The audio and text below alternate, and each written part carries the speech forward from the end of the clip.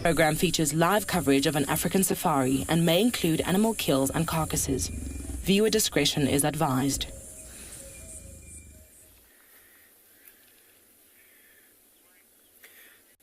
Good morning, everybody, and welcome to Wild Earth and your very own African safaris live from the African bush. I'm Dan this morning. On camera, we've got BK. But this morning, let's spend a bit of time looking in the riverbeds. We're going to be looking for some lions and leopards here in Ngala, Djuma. I know we're also looking for some hyenas and some hyena cubs.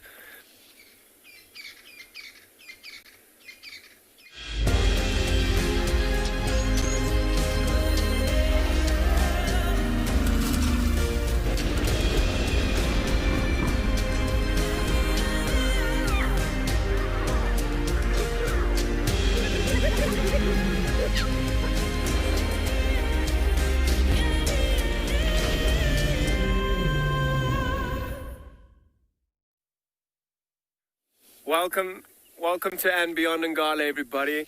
And this morning, it's a beautiful day here. The weather's a little bit overcast and not too hot. We're hoping that the rain manages to stay away. It's probably around 22 degrees Celsius. And yeah, very little chance of rain. But I'm Dan, and on the camera we got BK this morning. Our plans, we're going to be hanging around in this little riverbed, maybe towards a watering hole. There was a pride of lions late last night that was heading towards them. Maybe we'll be lucky in trying to find them. I know at Djuma we're looking for some leopards and lions as well, and hyena cubs. Maybe the new ones will come and show themselves. So let's spend a bit of time in this riverbed. It's a really good time to look for tracks as we keep going.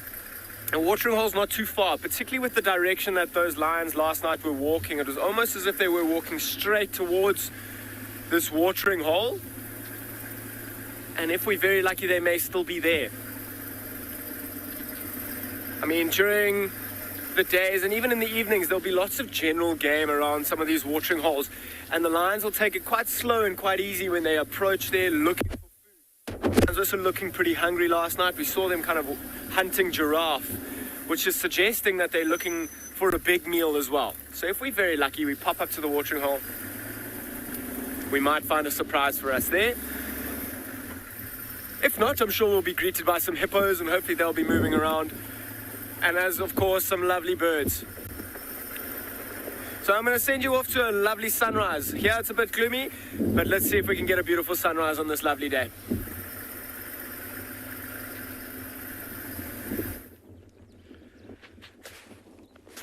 Dumela, hello from Tswalu Kalahari on this very beautiful and fairly chilly morning. We are just meandering here through the southern sections, and we thought, what a beautiful scene to say good morning to everybody. A very good morning to everybody. My name is Kyle, and behind camera is Owen, and welcome to Tswalu Kalahari. And thanks so much for joining us on this fantastic and spectacular morning. How creative is all of this right over here? Obviously, there's a little bit of wind. It's definitely making a little bit of a creative pattern with the clouds. And while we're enjoying that, we are meandering southwest, and we are trying to find, we're going to go to a spot where we're going to try and find a little African wildcat. Myself and Owen a few days ago had a brief sighting of it, and they generally like to stay within a given area. And that's what we're going to go do. We're going to scratch around there and see where this beautiful little creature is hiding. And then hopefully befriend this beautiful little creature, which would be quite nice for us. What an amazing animal to view if we do get lucky. So on this wonderful morning, if all the young ambassadors for Mother Nature want to communicate with us or drop us a comment or a question, please do not hesitate. That'll be at kidquestions@wildearth.tv. And then for everybody else, that'll just be #WildEarth or @FC, just to drop us a comment or any questions you might have about this wonderful and diverse place. And then don't forget to check out that wildearth.tv/explorers for the adventure seekers.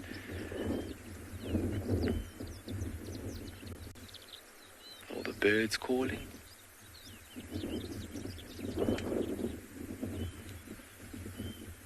Oh, I get lost at looking in the clouds sometimes. Guess that's where the where the saying comes from, get your head in the clouds.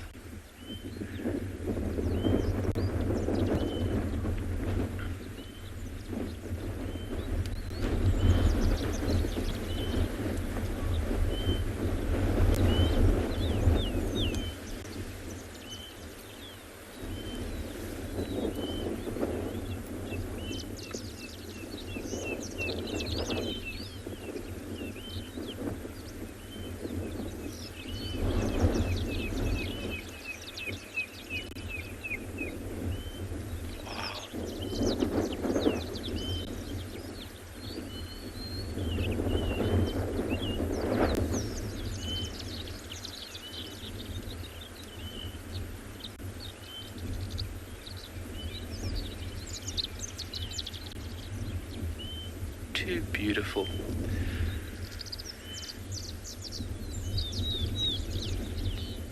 And what a privilege it is to be able to listen to all those beautiful sounds with you guys.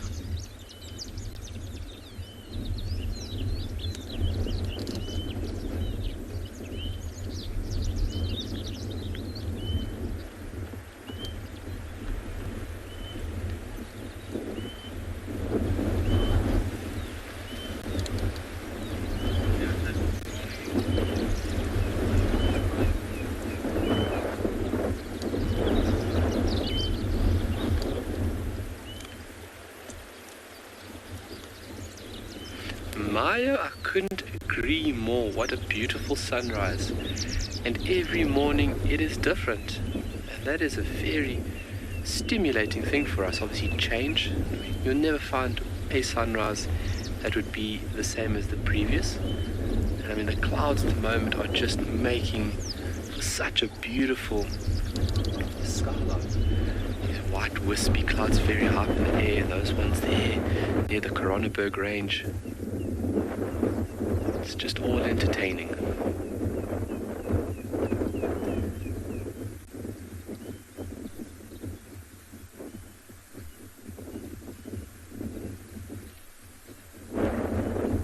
It's very important to stop and appreciate moments like this. You know, enjoying that sunrise, looking at that light. Obviously, rising before the sunrise is very important for us to enjoy it and to be in the normal cycle of things. You know, sunrise and sunset is just so important for us as humans. Obviously we are governed by it.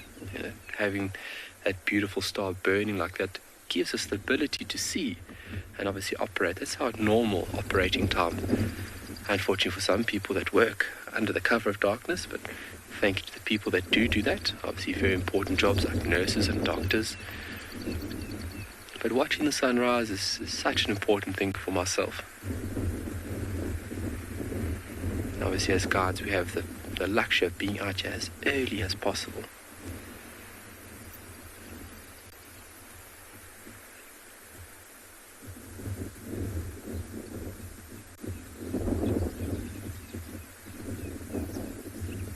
Taking big deep breaths. Almost centering and aligning yourself for the morning's activities.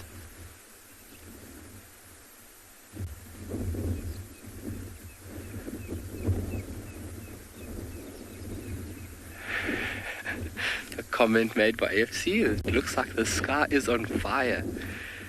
Yeah, the way that the light is pushing through the atmosphere at the moment, you'll get these different colors being illuminated and scattered, basically. That's what's actually happening there. Red crested coral in the background.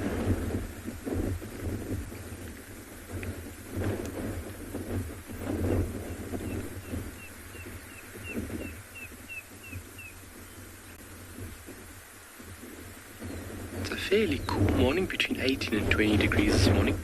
And that breeze that you guys are seeing there and hearing in the mic is obviously going to keep things a bit cooler this morning for a longer period. So with animal activity, they tend to move around a bit more when it's cooler, when cooler conditions are prevailing. Obviously if it's hot very quickly, they tend to find shelter or go to water and then find shelter. But in days like this is where animal activity is a little bit extended, so to say. And obviously a lot of movement of things. think about little spiders or caterpillars. It's the perfect morning to put out a silk strand to migrate from one tree to another. Birds migrating, got a bit of a tailwind.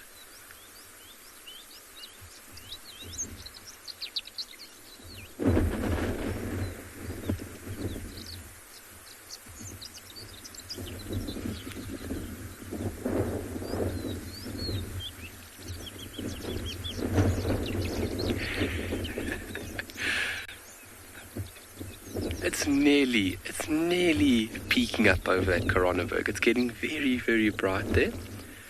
And its big, beautiful round face is just about to peek up over that section of the Coronaberg. And how beautiful you can see all those slight undulations of that mountain. I mean, it looks fairly smooth, but believe me that when you're up there, it's fairly rocky. And just the shape of these mountains is just breathtaking. Beautiful bands and folds.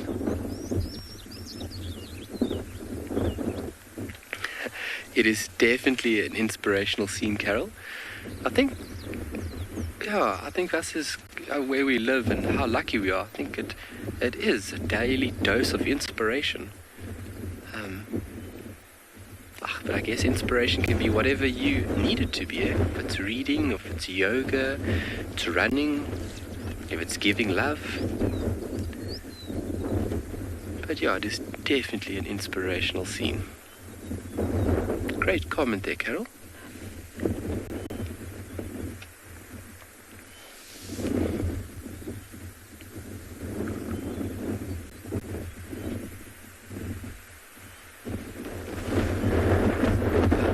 Are just starting to change now, where it's starting to become more blue above us and obviously very, very illuminated around that Coronaberg mountain section.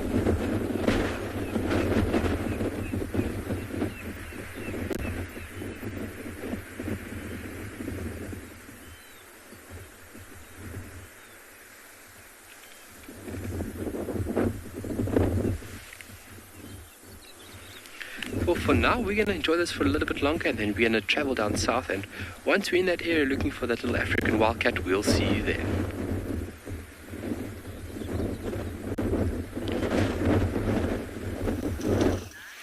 Well, morning everybody. I'm going to keep quiet because it's absolute pandemonium at the moment.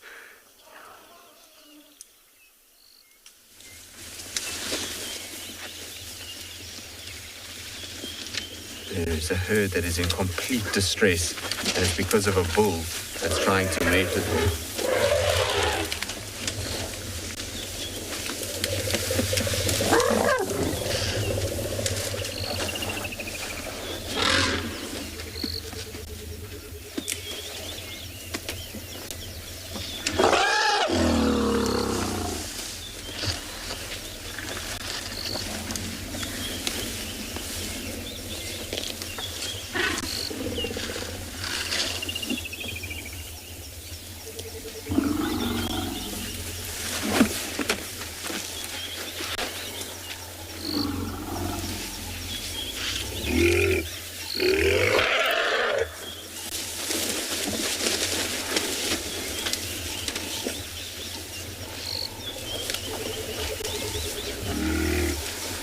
See the bull in the middle there now, and the problem is he's running into the herd, and there is a tiny little baby elephant that he keeps running into, which is causing mass panic amongst this herd. You can see everybody is on edge. Nobody is happy about what's going on. There's lots of kind of leaking from the temporal glands and obviously lots of screaming. But before we get into all of that, I need to say good morning to all of you while there's a kind of hiatus in the chaos. My name is Tristan. On camera I have got myself. I also have somebody shouting on the radio, which is not ideal, but here's a warm welcome to all of you. Like I say, you can see the Ellies now have all of a sudden just settled a little bit, which is good, but we found them because we could hear them screaming. I heard them right at the beginning of the morning, and I thought maybe there was something predator-based that was around, but it's turning out it's bulls that are trying to mate with a cow, and like I say, they are just causing havoc in amongst this herd. The problem with this is being close to the elephants when they're like this is a bit tricky. You've got to be aware of what's going on, because the bulls, when they chase these cows, they just run, and that causes everybody to kind of panic a little bit and to bombshell and run in ways that they potentially shouldn't. But it seems like we've calmed down a bit now, which is good. Shame, girls. Are you being harassed by the boys? There we go. It's just calming down, which is good. There's obviously one female in here that's in estrus now, and the male is a young bull that's chasing her around.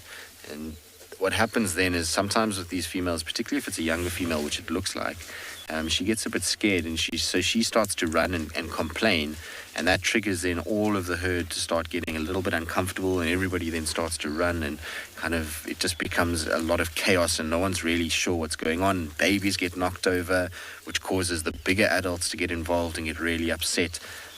And this is why often you'll find younger bulls being chased out of herds, because as their testosterone levels increase, so they become more like this, where they start to harass the cows, and that's when the older females deal with it and chase them away.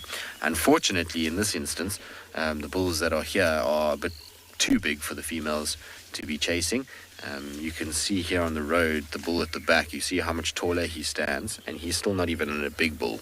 That's a kind of 20-year-old rather than one of these big 30, 40-year-old bulls that we sometimes see. Do you see how they're sniffing us?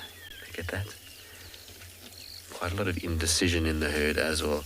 Often when you see elephants stop and when their feet just rock slightly, that's when they're a little bit kind of not sure of what to do and where to go, and who this other kind of foreign object is within the group.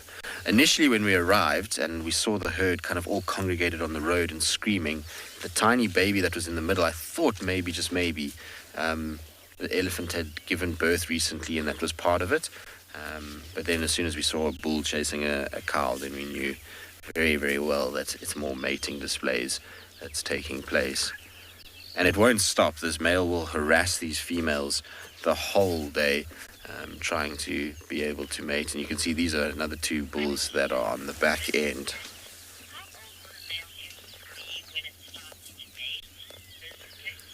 Let's get, so male elephants generally in mating are sort of starting to mate when they're around 25, sometimes as young as 20, depending on populations of older bulls and where you are.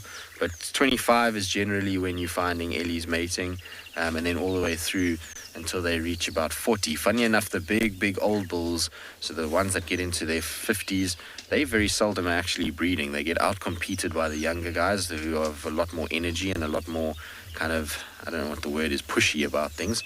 And actually a lot of the time these bigger, older bulls get badly injured by the younger ones, who are kind of bent out of testosterone, and because they have bigger tusks, the older bulls, they struggle to be able to kind of get into the right positions, and it's quite common to see younger bulls killing these big old guys some of the time. So it's generally from about 25 onwards. And I actually have a really cool diagram of how elephants mate, because it's super fascinating. A lot of the time people kind of think that ellies have a certain way of mating, and a lot of people don't quite understand the reproductive organs. As you can see, that male there is showing us, but I'll show you the diagram in this book because it gives you a really good idea. I'm going to hold it from the top here because it's going to be easier for me to point. But essentially what you've got is, this is a graphic picture of a male mounting a female, but what you can see is that all the sexual organs for elephants are internal but very, very high up. If you look at where the stomach is of these animals, their testes and their kind of ability to mate is all kind of in there. And then they have the genitals that come down and insert here. And you can see how far the sperm's got to travel before it gets in to the actual stomach area. Well, not stomach area, but I mean, if you had to describe it in kind of human anatomy terms, that's where all the reproductive organs for her is way, way, way up. So it's quite a kind of tricky thing to do. The poor cow has to bear the weight of the male, and often that leads to a situation where females can even get badly damaged from this, and it's why you see elephants often mating in water, is just to kind of take the weight off a little bit, as well as to kind of ease the whole sort of situation within the male. But that was absolute chaos. I don't think it's going to stop. We'll follow the herd for a while now and just see if it does. I also want to show you the tiny little baby because it is super, super cute.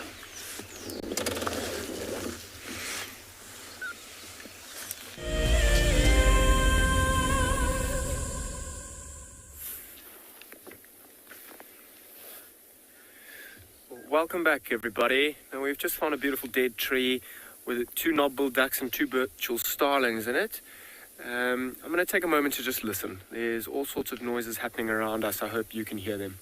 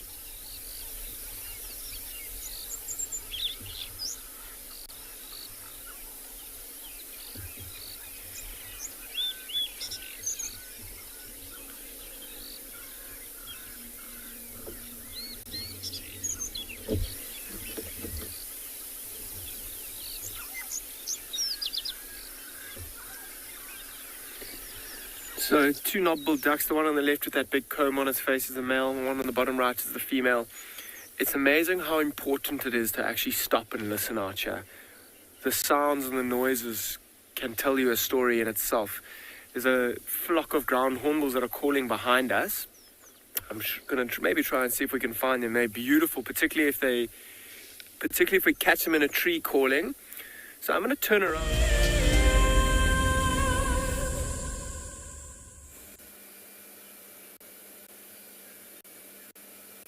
Good morning everyone. It's been such a wonderful start to the morning, so much happening.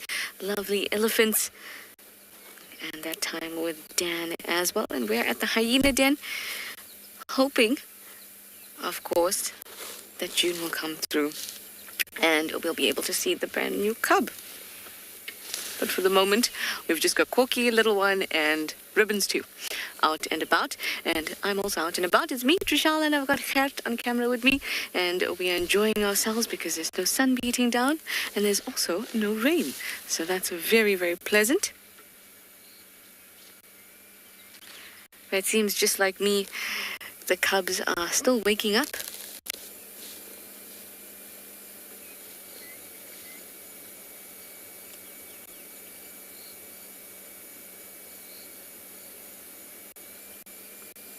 They're present, awake, but not quite there, much like me in the morning. Unfortunately, they don't have any coffee that they can grab to assist them in the waking up process.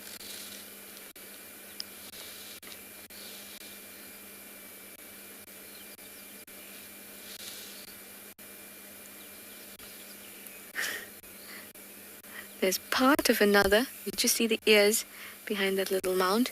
That little mound has been the focus of much play at the hyena den. Can you see how bald it is? That little mound, that one, yeah, used to be full of grass and other stuff growing there. And it's suddenly very bald. It has become bald. And they used to play like crazy around that mound. You can even see where they'd walk, where they'd run through. Tumble. I've seen them crash into that thing.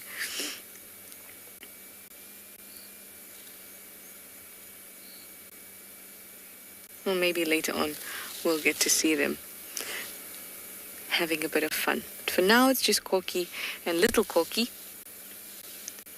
having some mummy and me time. So I haven't seen any other adults around, and we know that the primary focus today at the den is going to be the hope that June will come so we can see the little cub. Focus as in focus our attention, because there's not much we can do to influence her coming here or not. I hope that it will be more frequent than Corky was when she first got to the den.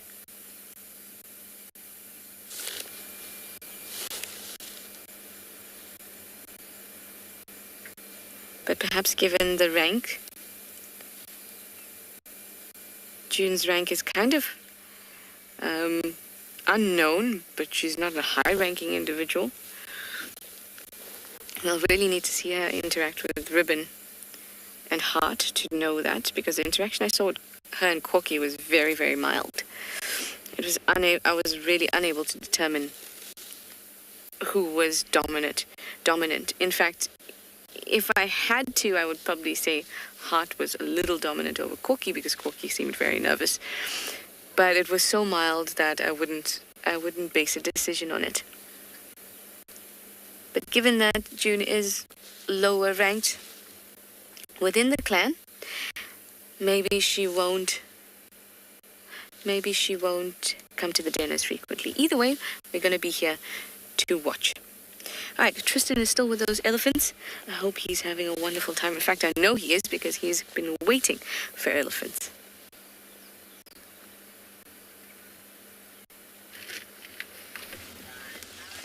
Well, always when you spend time with the elephants, it's wonderful, and it's nice because everything has settled and we're now right in amongst the herd. They've kind of surrounded us now, which is always a nice place to be, just from a point of view that it's one of the most relaxing places, especially when they're feeding. I'm going to keep quiet for a little bit just so that you can hear, because everybody's making a little sound and crunching, and little branches are being broken and leaves being chewed. And for me, it's always just so relaxing to sit and hear the birds and them feeding as well.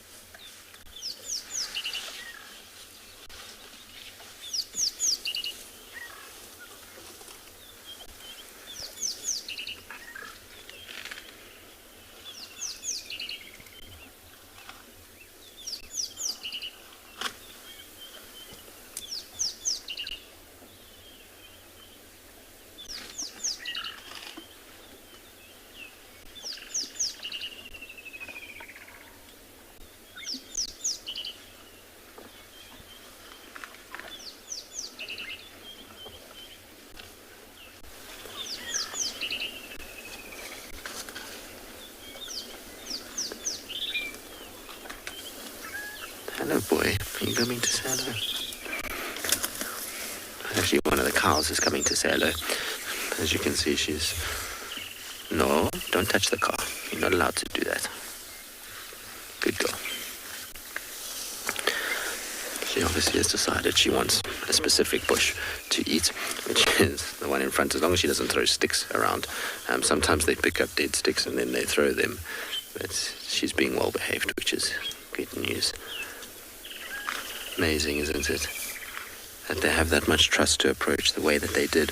Now, it's also amazing, isn't it, to sit and listen to them. There's something super peaceful about just hearing their footsteps and their branches breaking. And like Trishala's den sites, you've got a hyena kind of clan, and it's very similar in terms of social structures within elephants. It's also a matriarchal society for the most part.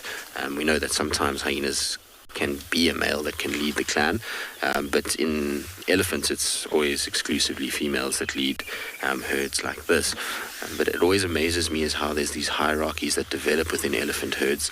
It's especially big herds. You find that there'll always be these kind of little family groups, but there is one big matriarch, and she'll be able to dictate what goes on. Now, she doesn't necessarily have the lineage to always be the matriarch. Sometimes you'll find that with females, their daughter might split off and form their own herd.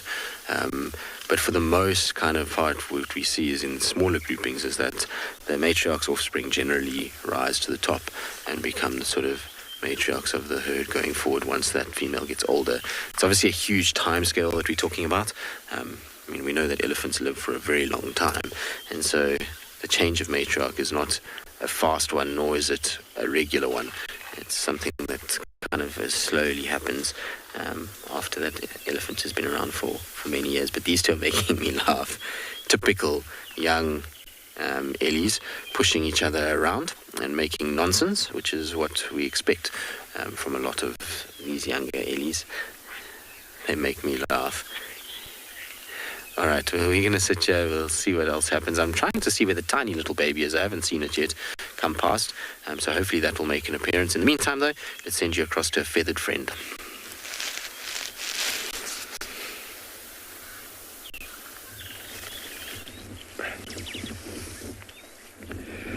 Well, from Elephants with Tristan, I'm sure he will find that baby elephant somewhere along the lines. So we're in this very, very beautiful area, and that sun has now reached far up above the Coronaburg mountain range. We're just watching this little bird because it is giving a call that is continuous. If you use birds, you can use birds as a tool to find carnivores, because if they don't like something within a given area, that means they'll give an alarm call. An alarm call is different from a song call, as in that it is repetitive. And that bird is giving a single constantly. So it does not like, or it is not happy with something in those bushes. And this is the area that we found that little beautiful African wildcat. So I'm trying to scan very carefully into those thick bushes to see if there's any little eyes looking back at us. And these little animals are so sneaky. Yeah, that call is still constant, hasn't stopped. The bird that's calling there is an ant-eating chat. A very prominent bird through Tswalu, and very complex and very important little bird.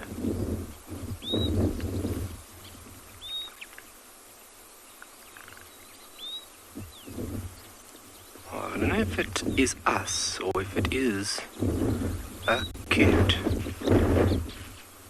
but I don't see anything in that tangled mess.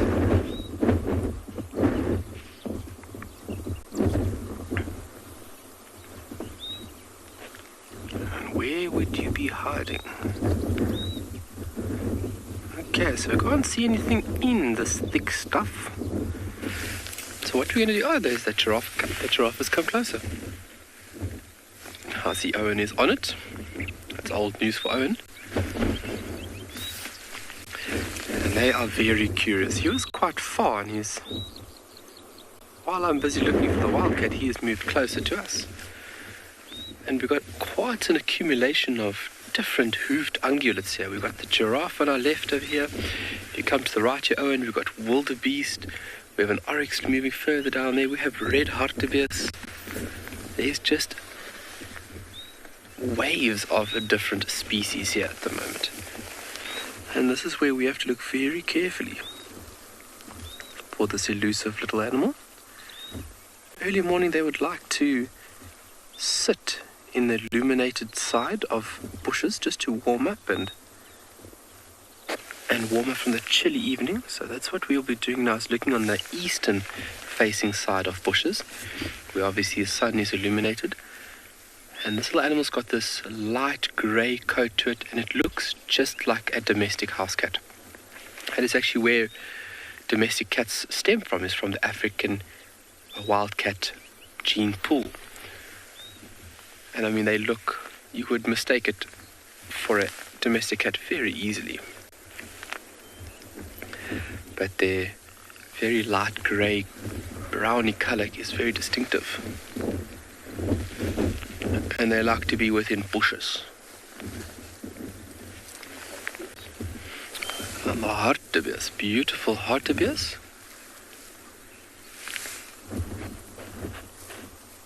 It's a lot more to the east of the reserve right now, where a lot of new shoots have flushed.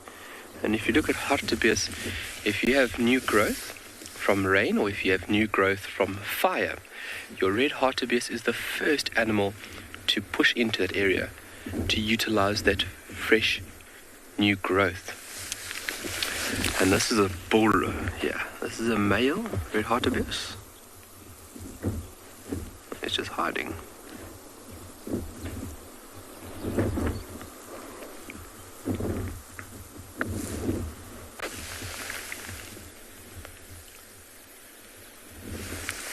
And now that bird has stopped calling.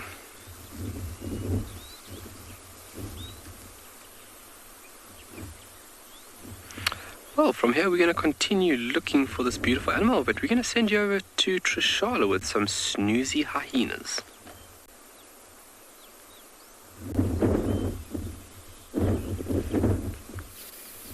They are snoozing. Kyle, and I also wish you all the best to find your African wildcat. I've had a few sightings with it on Juma, always very, very brief. The cubs are slowly but surely waking up and exploring. They got a sudden fright. I thought maybe June is coming. They'll get up and look in the same one direction when another hyena comes. It's not like they'll just lie down and it walks around. They really come to attention. So I was hoping that it was June. Lisa, you'd like to know how often June has to feed the cub? It depends. So the cub can actually go maybe 10 days without being fed. But she will generally feed the cub every day if she can. But if she doesn't feed it today and feeds it tomorrow, it's not a huge deal. If she feeds the cub once a week, for example, at this early stage where it would be probably about a month old, but we need to have a good look to see how old it is. At about a month old, unless that cub is used to that kind of feeding schedule, the cub might actually get a little bit distressed, especially since she was probably at a different den when the cub was born, probably the Shibama Road den, and probably with it a lot because she didn't have to see any other adults. That is very cute, Corky. Very cute. So if she's feeding every day, she'll have the normal milk constituents and not put any extra effort into it. And then if she feeds once a week, her milk will be a little bit more protein and fat rich to compensate for that, for the time in between her feedings.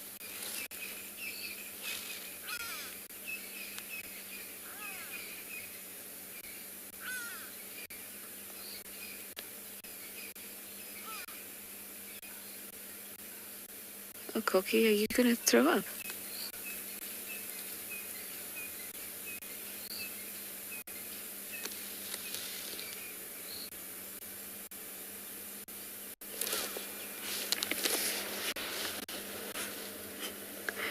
It's amusing how the cubs are just staring at her.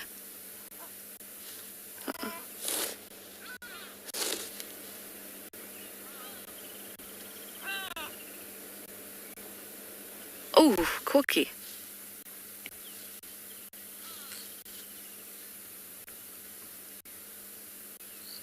Oh, shame.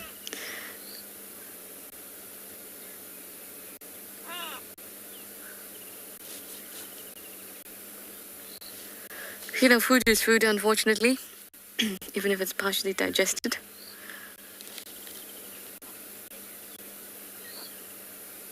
Oh, wonderful. There's some elephants down the riverbed. Let's go and see.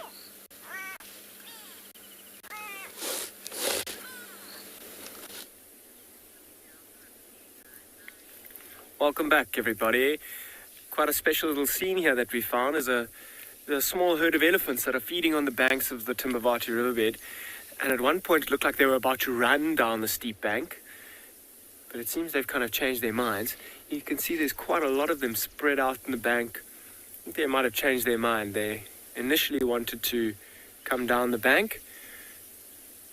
Maybe they found some softer and sweeter materials to feed on. Look how you see how this one's coming down quite quickly. I wonder if they won't cross.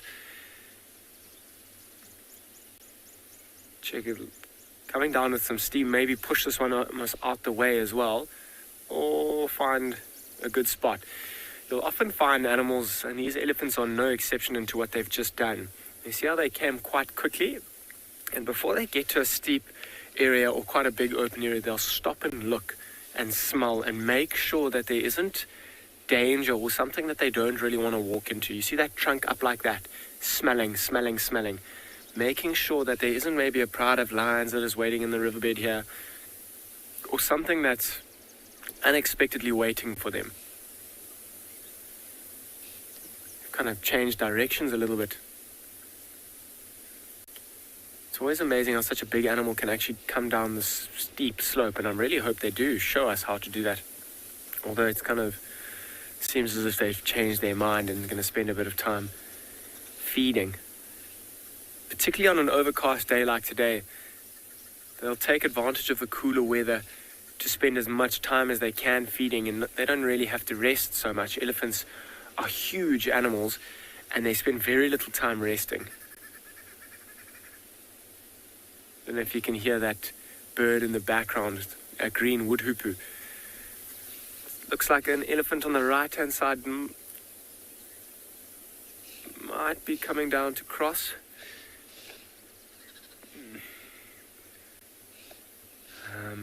Just underneath that tree there, BK, it might come down to cross. She also quickly just put up her trunk to smell before she did. Very interesting, this whole herd came down very quickly, but pumped the brakes very quickly as well. I think they're being extra cautious. I haven't seen some tiny babies, but there are quite a few smaller ones around there. Have a look how arched that one's back is. A sign for a female. I mean, it can often be quite tricky to tell the difference between a male and a female elephant. One of the signs is the arch in that back, with the females having a much deeper arch than the males. Even if you have a look at her head, it's quite square, particularly as they get a bit older. The males will have quite flat heads, and then older females that have got calves, if you look behind their front legs, they've got those very obvious mammary glands if they have got a calf. Quite interesting as well. I mean, one of the very few animals that are like humans like that and have mammary glands underneath their front arms, or front legs, and in our case, our arms.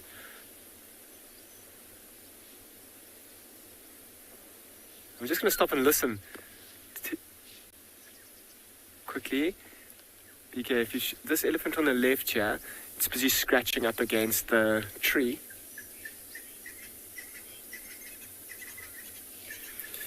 RJ, what do elephants do when they sense danger? Watch this one carefully. It's kind of scratching up against the tree, might even shake it. RJ, particularly in a herd like this, if the little ones are in danger, they will make a lot of noise and a lot of commotion, and they'll try and put all the little ones into the middle to protect them. And that is one of the benefits of living in a group like this, is you've got the protection of the older, more experienced, bigger and stronger elephants.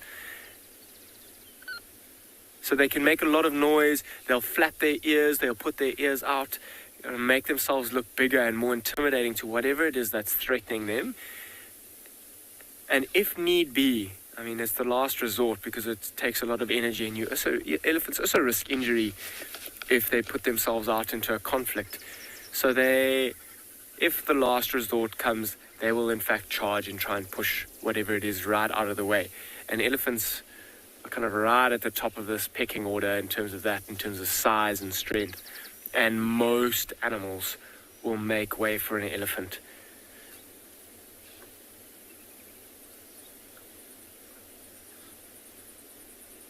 Look at this one. I wonder if it's not right on a steep slope and it's trying to push and get to this branch. It was initially scratching its backside on that big tree, and with such thick, coarse skin, you could actually hear it quite clearly. It's stopped now. It looks like it's trying to reach to some roots. It seems like these elephants have actually changed their minds in terms of crossing the riverbed. So what I'm going to do is I'm going to keep going along the banks, seeing what other interesting things we can find along this riverbed.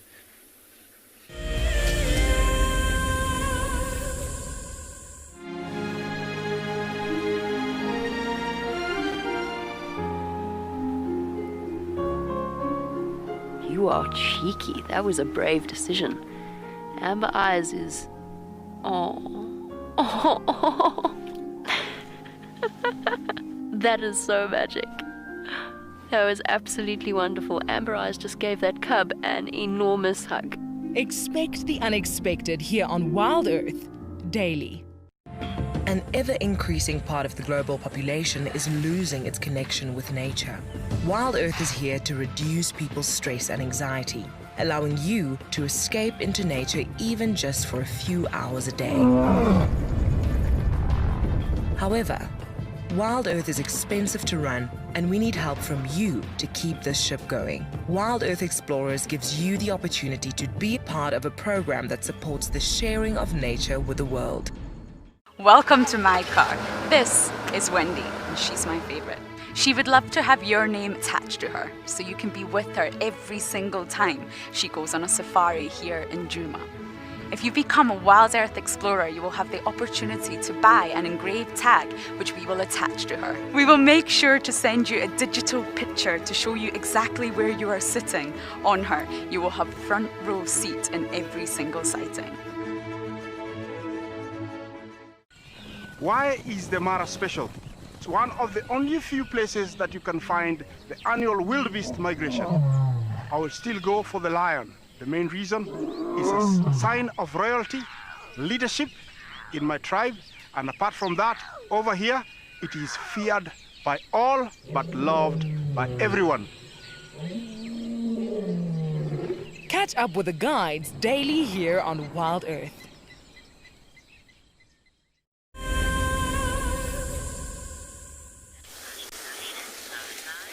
I know Trishala loves watching hyenas, and well, we love watching Ellie, so nice to be in amongst our Ellie herd. And this is the culprit that was causing all the trouble earlier, is this young fella over here, who's not a big boy at all, but he's definitely the one that's been chasing all these cars around and has, well, been showing everybody that he's a boy. The herd is kind of settled right down, though. I thought for a second there was going to be a little bit of drama again, because he was following a cow down the hill and kind of had that swagger of a elephant that was going to cause trouble, but everything kind of settled again and he's behaved himself. So Cantrell, the purpose of must is just a male elephant going through a heightened level of testosterone when he's actively going to be searching out females to mate with. So it's creating a time in an elephant's life where he's going to ignore just feeding and eating and drinking, and he's actually going to actively seek out opportunities to reproduce, essentially. It's driving him to find females and to continue the species, much like an estrous cycle in a female.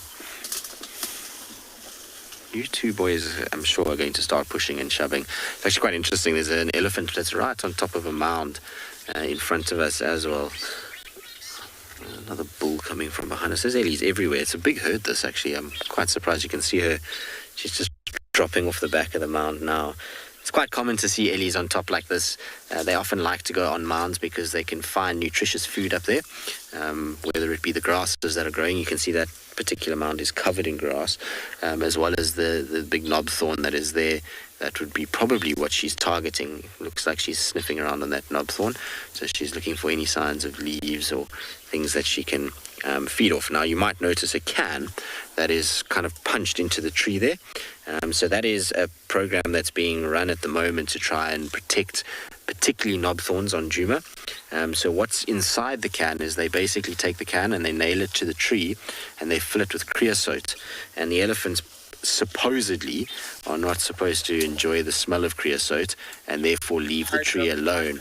But as you can see there, is that it's not really working very well, is it? I don't know if the creosote is maybe finished in that particular can and needs to be kind of applied, but they're trying different techniques just to try and see if they can protect some of the larger specimens of trees that we have here, particularly in the case of ones that are under a bit of pressure, like knobthorns. Hi, boys.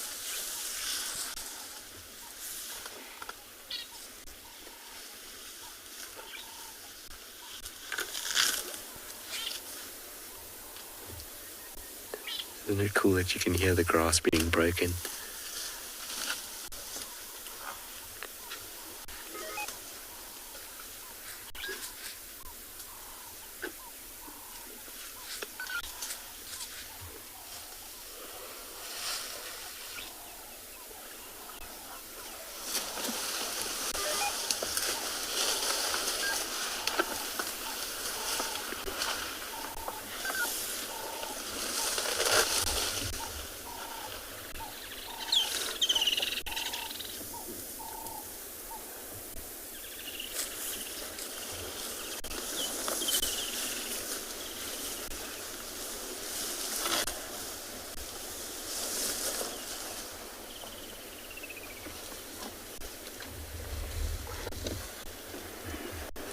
Something special about having Ellies walk past like that. One of my favorite ways to spend time in the bush. Right, now you can see two bulls posturing and pushing each other. It sounds like Dev has got two bulls of his own that's also posturing.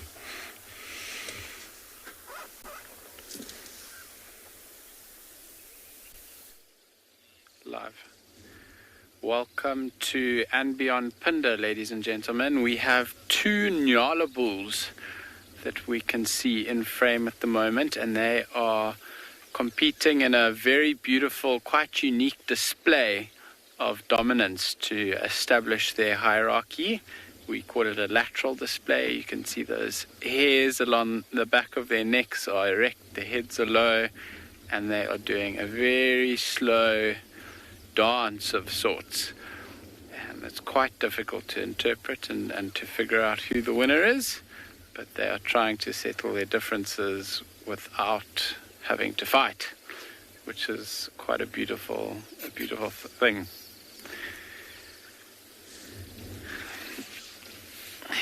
My name's Devon, and behind the camera we've got Glenn. We're coming to you for your live safari experience this morning from Phinda Private Game Reserve. And these two Nyala are one of the first interesting things we've managed to find this morning. So we came down to the watering hole, and these two one was drinking and the other one approached, and as he approached, the male that was drinking didn't take too kindly to his advance, so they began lateral displaying. For now, it looks like they are feeding. The hair on the back of the further Nyala is still standing up very straight. Actually, this close one is as well. But it's an amazing technique that they use to settle their differences without having to actually physically fight with one another. And for the most part, it works quite well. We don't often see Nyala bulls actually locking horns with each other.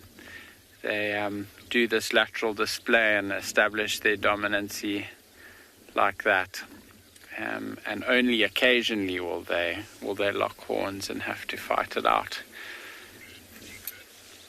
I think they are slowly still prancing around each other. You can see the Nyala on the left has got its tail lifted and head held very low. This display, tail on the right's just flicked up. So it seems as if the display is kind of reigniting a little bit here. These two are struggling to sort out their differences.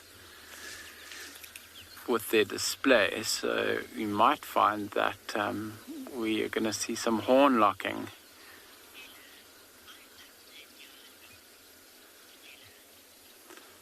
Yeah, Stella, it is a beautiful, beautiful dance to watch. These two bulls are really displaying as much as they can here, putting on their best performance. I'm not sure if anyone here has actually seen, or anyone with us this morning has actually seen Nyala locking horns, the bulls. It's quite a sight to behold when it does happen. I've only been able to witness it once or twice, that they weren't able to sort out their differences through this display. The Nyala closest to us, if you have a look at just behind his ear there, he's got a big swollen bump on his neck, possibly some sort of infection of just underneath the skin there. It's quite swollen. As he scratches the other side, you can really see it stand out. And those very characteristic brown socks that they wear, very distinctive of the Nyala.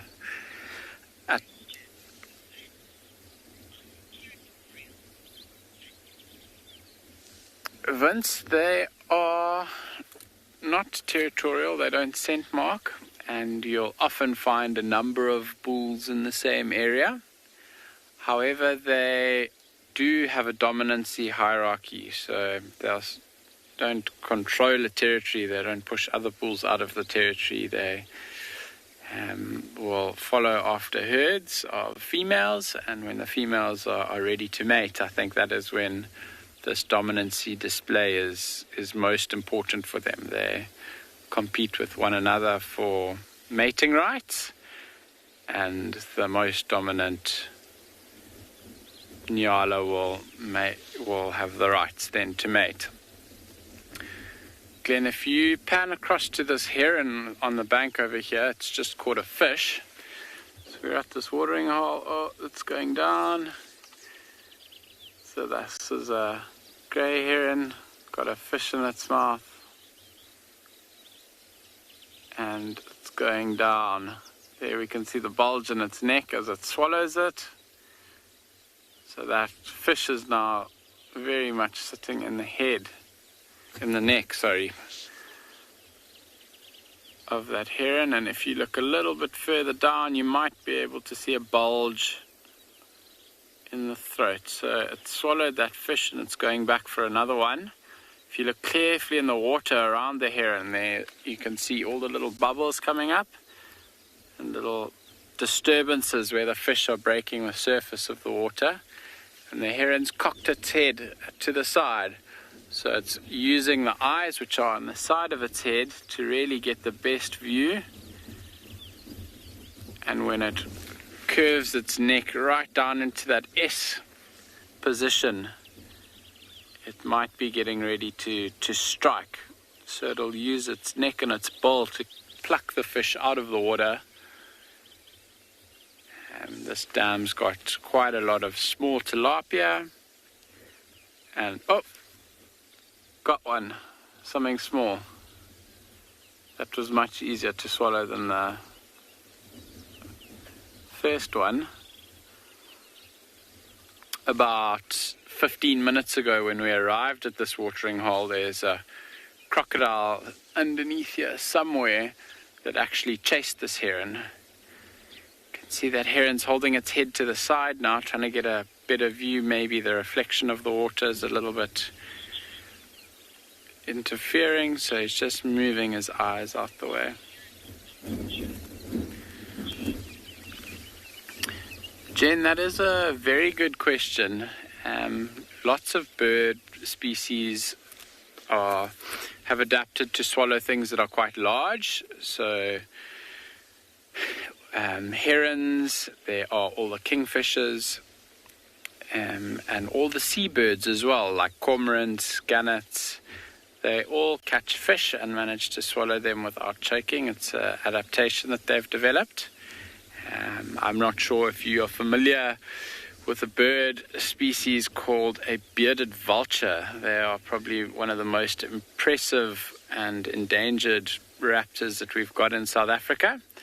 And they actually eat bone. So they swallow entire pieces of bone and somehow don't manage to choke. So this heron swallowing little fish is doing quite well.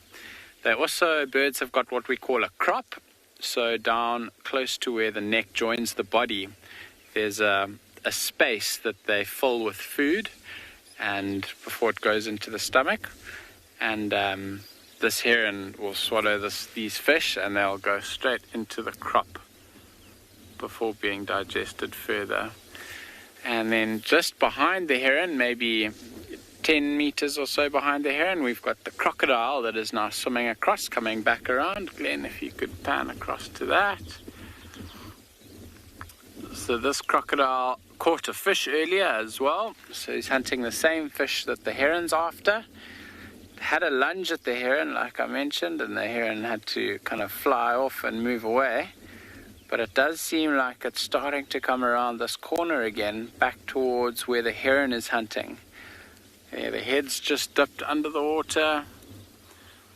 And crocodiles are extremely stealthy hunters. They manage to hide themselves underwater. There we go, watching it disappear. For most animals, they'll have no chance of being able to see this crocodile coming to grab them if they were coming down to drink. We watched some vervet monkeys climbing over the side of this watering hole a little bit earlier. They were coming to, I think they were quite keen on a drink. They were moving directly towards the water, and just as they were about to go down, they saw the crocodile lunge towards the heron, and they decided that they were no longer interested, and they decided to move off.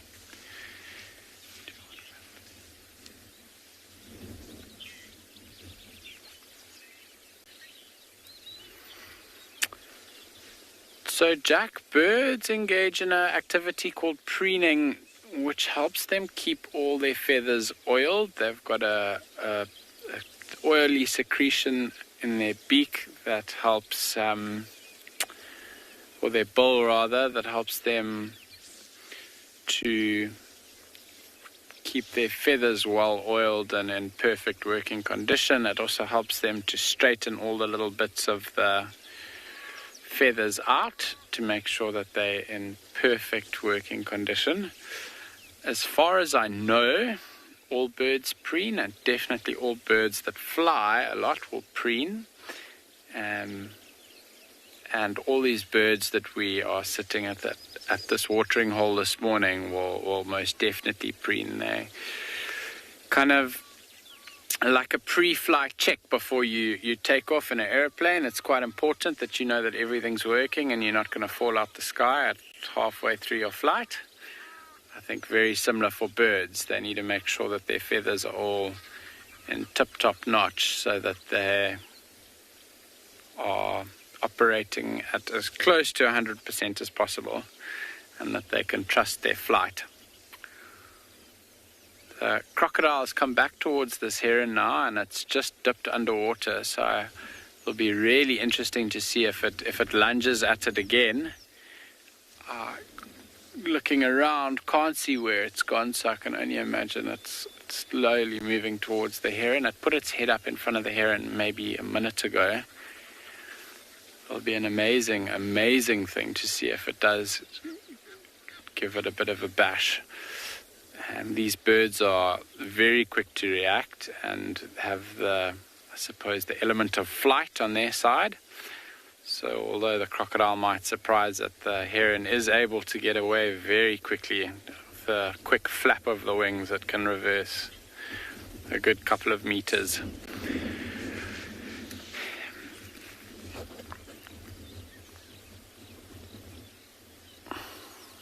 See, the heron's got that beautiful yellow eye as well, and the orange underbill.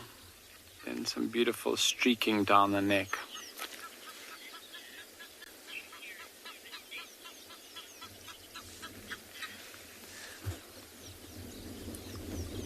Linda, herons and other birds, their sense of smell, they say, is quite underdeveloped. And there's been quite a lot of research done into vultures, actually, and how they find different prey or carcasses. And I think the smell test was kind of written off quite early on. It was thought for a while that vultures could smell, that they could smell out carcasses, and that's one of the way they found them. But after some research, it was found that the sense of smell is quite underdeveloped. I see this crocodile is right in front of this heron now. It's maybe maximum 5 meters away. I just saw a little bit of there's the head coming up now, just briefly. And I think it might be moving away from the heron and more into the corner. There are some young crocodile in this watering hole as well. We haven't managed to spot any this morning, but the crocodile's moving towards the heron. The heron's going backwards slowly. You can see its head's moving around, quite cautious. So there's the crocodile's head. The heron knows that there's something there. It's going back. The crocodile's moving forward. All right, no, there we go. Heron way too quick and way too aware for this crocodile this morning, but you can really see how big that croc is now. Those scales on the back, eyes and nose on top of the head, and that long, powerful tail that just broke the surface now. Well, the heron's coming down again. So bit of a game of cat and mouse that we've got going on here. And we're going to keep moving. We are hoping to find some cheetah this morning. They were seen yesterday afternoon, a mother and her one cub.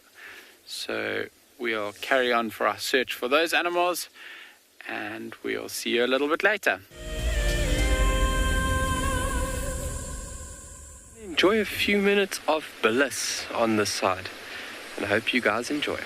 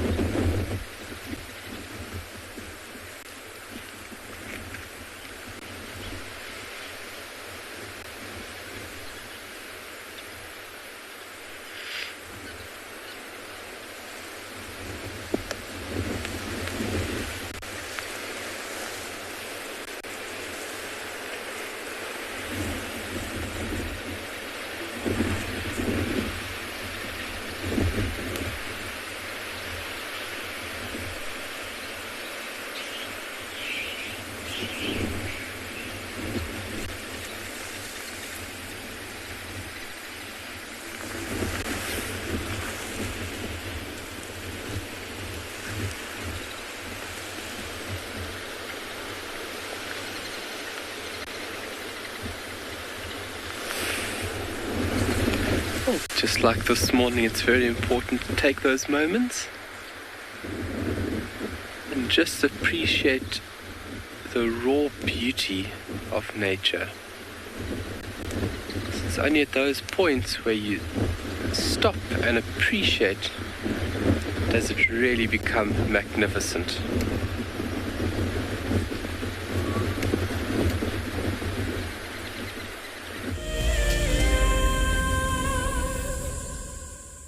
As you can see, bless you, Marcel. Marcel's got the sneezes in the back. As you can see, we're still with our Eddies. I haven't seen the tiny, tiny, tiny little baby yet. I don't know where it is. It must be hiding out with one of the females way at the back. We're still kind of at the head of the herd with most of them. And it's very, very relaxed. I'm having the best time with these Ellies. We had another bull that came right up to us, and he decided he wanted to sniff and see what we were, and kind of had a look at us and then walked off. So it's been really cool interactions just with the Ellies around us, and watching them interacting with each other has been really interesting as well. The cows are giving way to the bulls every time. As soon as the male comes near them, they just change direction completely. The herd, I think, has changed. It was initially moving north, it's then gone straight east, and now they're mobile south. And it's every time a bull approaches, the herd just changes direction slightly to get away from them. But for the most part, it's actually not too bad. There's that commotion and that noise and level of distress that we saw earlier has all but stopped now. There's really very little going on. It's all quite calm and relaxed at this stage. So, David, you're asking where the heart is located on an elephant. Now, what we need is this Ellie to come through that bush a little bit so I can show you a little bit better. But essentially, the heart is much like humans. It's on the left side of their body, behind that front sort of shoulder blade. So if you look where the ear goes, like I said, it'll be nice if the Ellie comes forward. If you look where the ear kind of goes up and it sort of just passes where the shoulder is, if you take that and you take a line where the leg goes down, just behind that leg line is where the heart is on an elephant. So it would be very similar to us if you had to take a side profile of us where our arm kind of joins our body.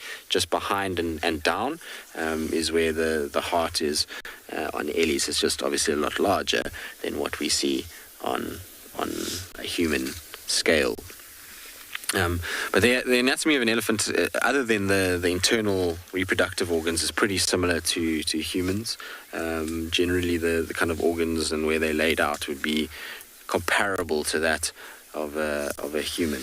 Now, what I'm going to try and do for you quickly is, if you look at this elephant, Marcel can do it. I've got a little laser pointer, a little green dot. So what I want you to look for is the green dot on the elephant's skin.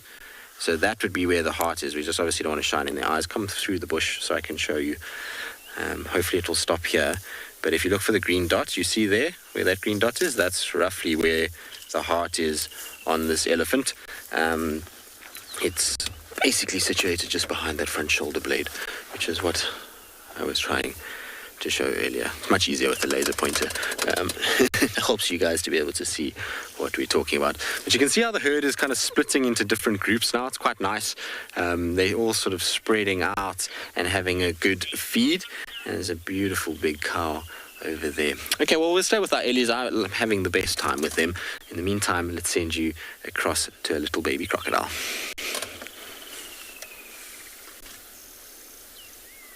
Comes.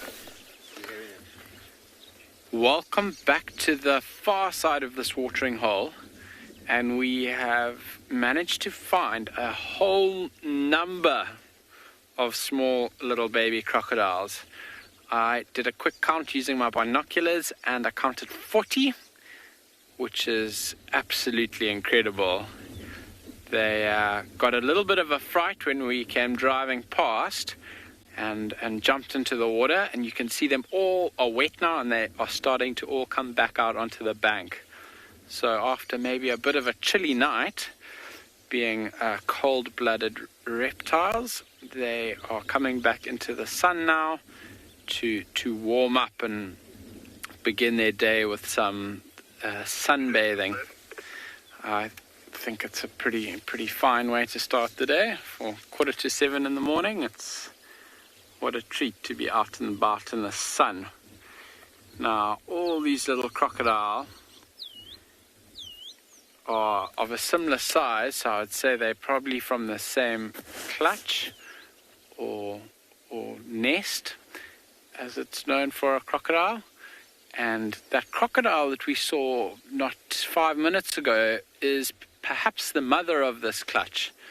At this watering hole where we're sitting now, that crocodile was the only large one I saw, and they have been known to stick around quite close to their young. Me and Glenn were just discussing about the possibility of her having that altercation with the heron and not being too excited about the heron being there, because the heron might be just maybe a little bit big enough to harm some of her young here. So that is a potential as to why the crocodile was trying to chase that heron away. I haven't seen crocodiles chasing heron like that before.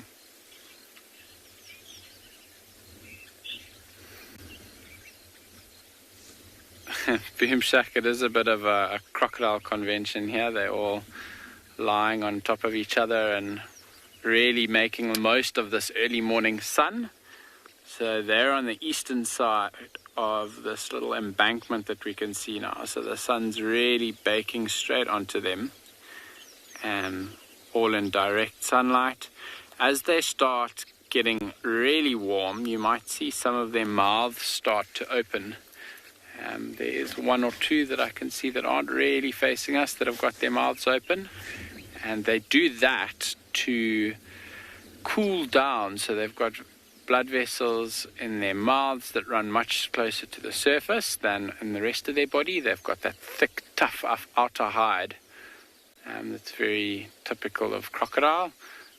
So it's not easy for them to lose heat through their backs and through their skin. So they open their mouth and manage to lose heat through those veins and arteries that run much closer to the surface in their mouth.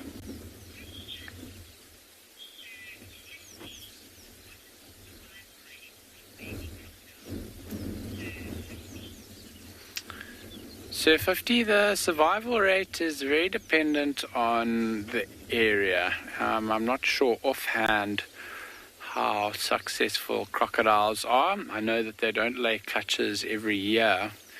And these have been the first little crocodiles that have been at Pinda at this watering hole for a couple of years now. And they have been here for a few months now. We started seeing them maybe a month or two ago for the first time. And just from what we've experienced and witnessed here, I don't actually think there are any that have disappeared. So this clutch is doing extremely well. Maybe the mother's instinct to chase the heron away is keeping them a little bit more safe.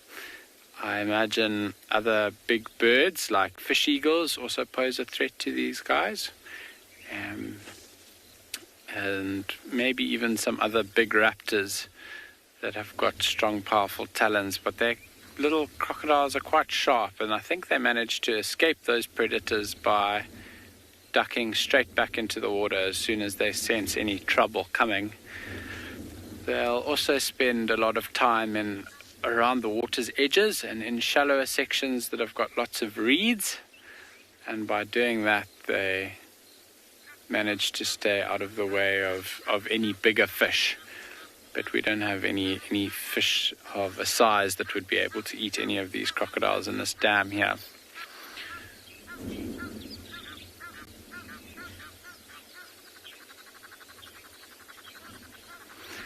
We are going to leave this sighting now and go to Ngala, to our watering hole there.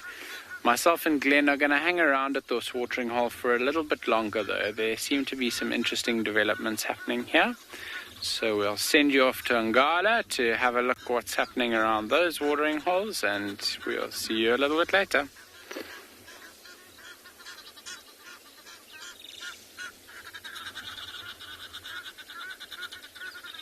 Kind of looking for some food in the morning. So it's quite interesting, it's on its own. I wonder if it's not looking for a mate at the same time. And I mean, these will mate for life once they do find a partner. But this is a seasonal pan. I mean, Dev has been looking at little crocodiles and being lots of them and having a low survival rate. This watering hole's only filled up in the past few weeks, and it's a birding hotspot. So this little grebe has only just arrived as well. I've never seen it in this watering hole, and because I'm quite interested with birding, I come and have a look here quite frequently. And those little crocodiles, I mean, depends how little they are, if they get the chance to take this little grebe on the surface, they'll definitely take it, and that'll go quite a long way to ensuring their survival, is finding a constant meal like that. I'm going to stick around here as well. I mean, listening out particularly for specific bird calls. In the past few weeks, we've been really treated with some bird sightings, some unique and rare bird sightings. One which would have to be a highlight would be a rufous-bellied heron, which we saw here. I'm going to have a good look. I'm sure it's still around, but quite secretive birds. We're quite far out of their distribution up here at Ngala as well. So it's definitely a first recorded ever here. And might even be a first ever in this part of the Lowveld, which is quite special. Malachite kingfishers as well hanging around here. This little grebe is just gone. So I'm going to quietly just move forward, try and do it as quietly as I can. See if we can't get another look at that little grebe. Or just, I'm going to keep putting my binoculars on the banks, in the thicker areas, try and see if we can't find maybe a dwarf bittern. Saw one of them the other day here. Let's see, here's this little grebe. You see the denser foliages on the banks as well. That's kind of where we're going to be looking. See if we can maybe see a heron or a dwarf bittern. Green sandpiper we saw here the other day. These are all pretty special birds. I mean, this little grebe moving around last night, this pond was full of frog activity. I mean, that little grebe must be looking for tadpoles or smaller insects that are under the water, and of course it's going back to where we came from. But while that grebe keeps going, I'm going to go a little bit further here as well. Keep checking in the thicker areas here and listening very carefully to see if we can't hear anything. So I'm actually going to just ask BK to put this up there, that white nest. I don't know if it's the bars in the way. Can you see it? A bit forward. Let's just try and coordinate this quickly. Yeah, that's the one. Oh, we're in the right place. So what we have there is a foam nest tree frog's nest, essentially. And you see how it's in the tree? That tree is right above the water. And we were just talking about frogs and tadpoles, and last night at this pond becoming alive with it, and that little grebe moving around looking for tadpoles to feed on. This nest will be made by a male frog, in which he takes his back legs and he'll kind of rub them together, creating this foam, and it'll stick to the branch like that, and the female will lay her eggs in there, and you can see it's quite dense and quite thick. The eggs will be in that foam. They'll be protected in there and out of danger. They will also they'll also get fertilized in that foam. The male will deposit quite a lot of semen in that foam, and that'll fertilize the eggs. And once the eggs hatch, the tadpoles wriggle around, and once they wriggle around, they just drop straight into the water. Quite an interesting and unique survival mechanism.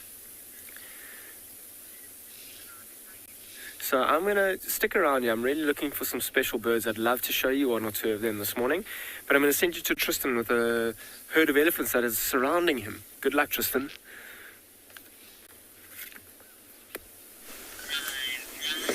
Always good to be birding at this time of the year, particularly at little waterholes.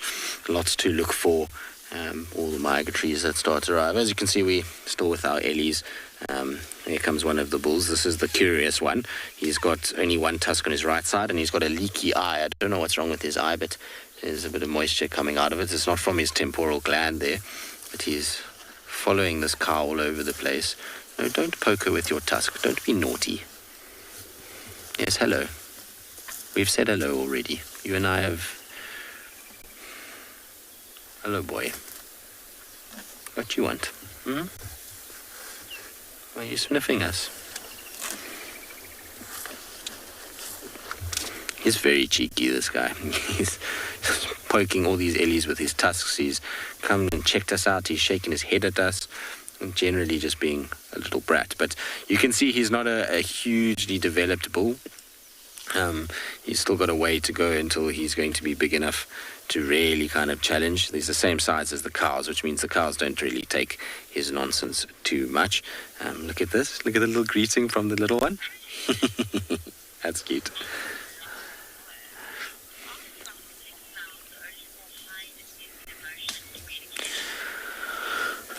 So our Lorimer, trumpeting sounds, and whether or not they're only used during periods of high emotional stress. So yes, you only really hear elephants trumpeting when they're in a mating period, so when they're being harassed by bulls, little babies that are trying to intimidate something. So that's the trumpet sound, or even adults when they're chasing something like wild dogs or lions.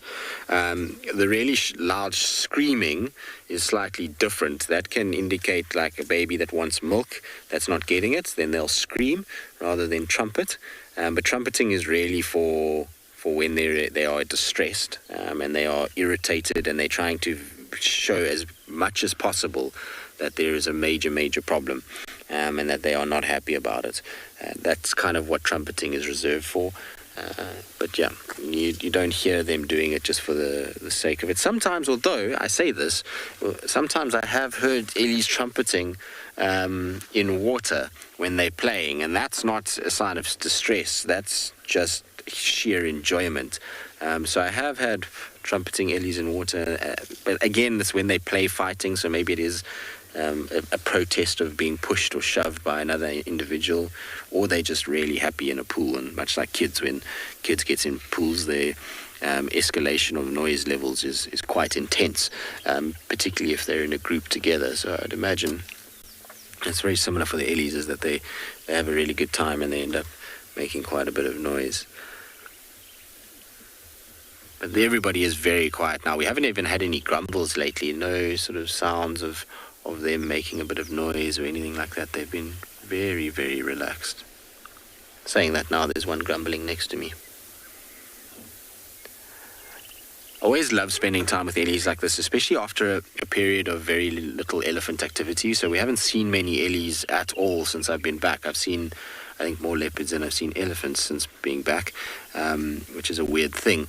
So it's really nice to have this herd this morning and just to sit in amongst them. It's one of my absolute favorite things. It's something that I wish every person in the world could experience at one point, to be amongst a relaxed herd of Ellies. There's just something about it that you drift off into a different place when you're in amongst them. All right, well, we'll sit with them a little while longer. I still want to try to find the little tiny baby and see how it's doing. In the meantime, though, let's send you back across to Dev with the crocodile and the heron. Welcome back to Pinda and to this heron that we've got here. It did the most remarkable thing now. There's a hippo that's just out of shot, I think, to the right. And this hippo is moving across the watering hole. And the heron came flying across, landed on the hippo's back as it was walking through the water, and managed to grab a fish. I think this hippo might get out the water now. That will be a very cool thing to see as well. The hippo's back, as we just commenting earlier, covered in scars and scratches. But an amazing little cooperation there with the heron landing on that hippo's back. Not quite symbiotic, because I don't think the heron achieves any benefit of having a heron riding on its back, but it did seem relatively, or not relatively, completely unfazed by having a heron riding on it. Hippos are actually grazers, so for those of you that don't know, they feed on grasses. And this hippo now has gotten out the water. They do this usually in the evening. Oh, if you look at its back left leg, it's covered in blood. I wonder if it's got some sort of wound there. Yes, there's a little chunk, a little hole in the back of his leg there. And that looks extremely painful. Quite a lot of blood. I imagine that's a deep hole, and it looks very much like a puncture wound. So like something long and sharp has gone and stabbed it there. I think that might be maybe another male hippopotamus from this watering hole that he came into contact with. They might have had a fight, and by him leaving and having that nasty wound on his back leg, I imagine that he came off second best, unfortunately. So back to these small little crocodiles over here. I believe there are a number of interesting questions coming through, so keep sending those through and we'll try to get to as many of them as we can. That hippo's moved off into the distance, into the bush. We can't see him anymore.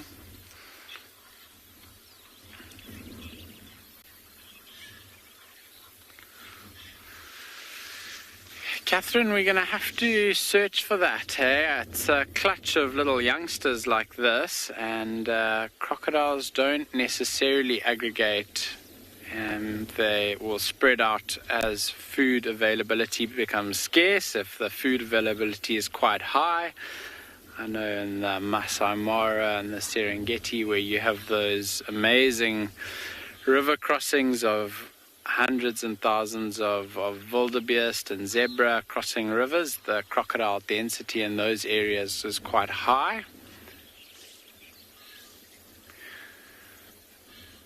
These crocodiles are now basking in the sun though, and I believe crocodiles sunning themselves together like this is known as a bask of crocodiles, which makes complete sense. The groups of hippos that we have are known as pods of hippos, which is also quite an interesting collective noun. But quite adequate that this should be called a bask. They are sunning themselves and basking in the golden rays of the sunshine this morning. We are going to stick with them for a little while. Every now and again when something comes past, that hippo kind of came walking past here and a couple of the little crocodiles jumped back into the water for protection. I can only assume they were disturbed, and using the water is one of their strengths.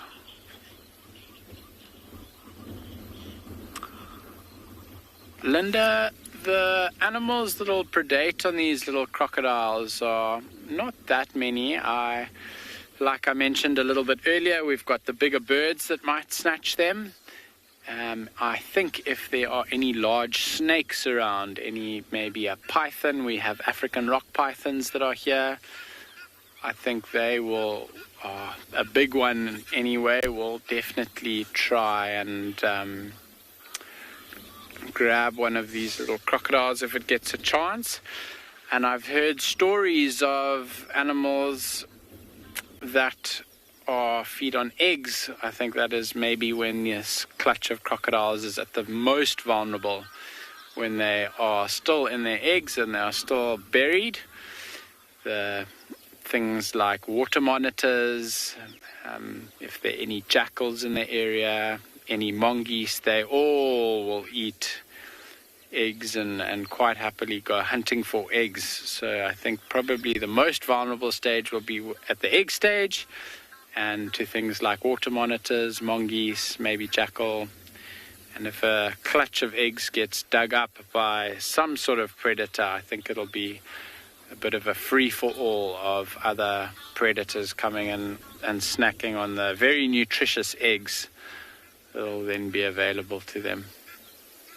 But it would require an animal digging them up first.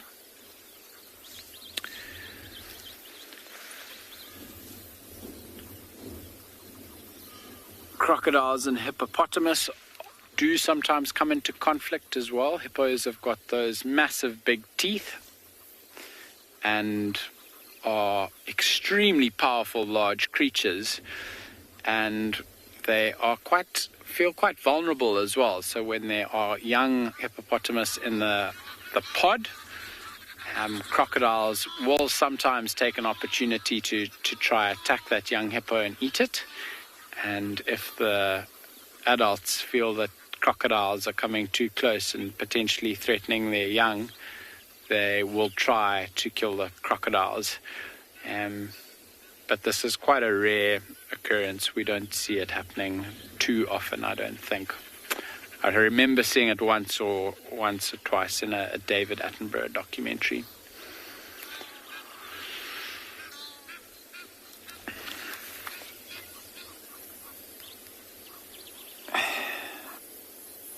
we look quite closely at some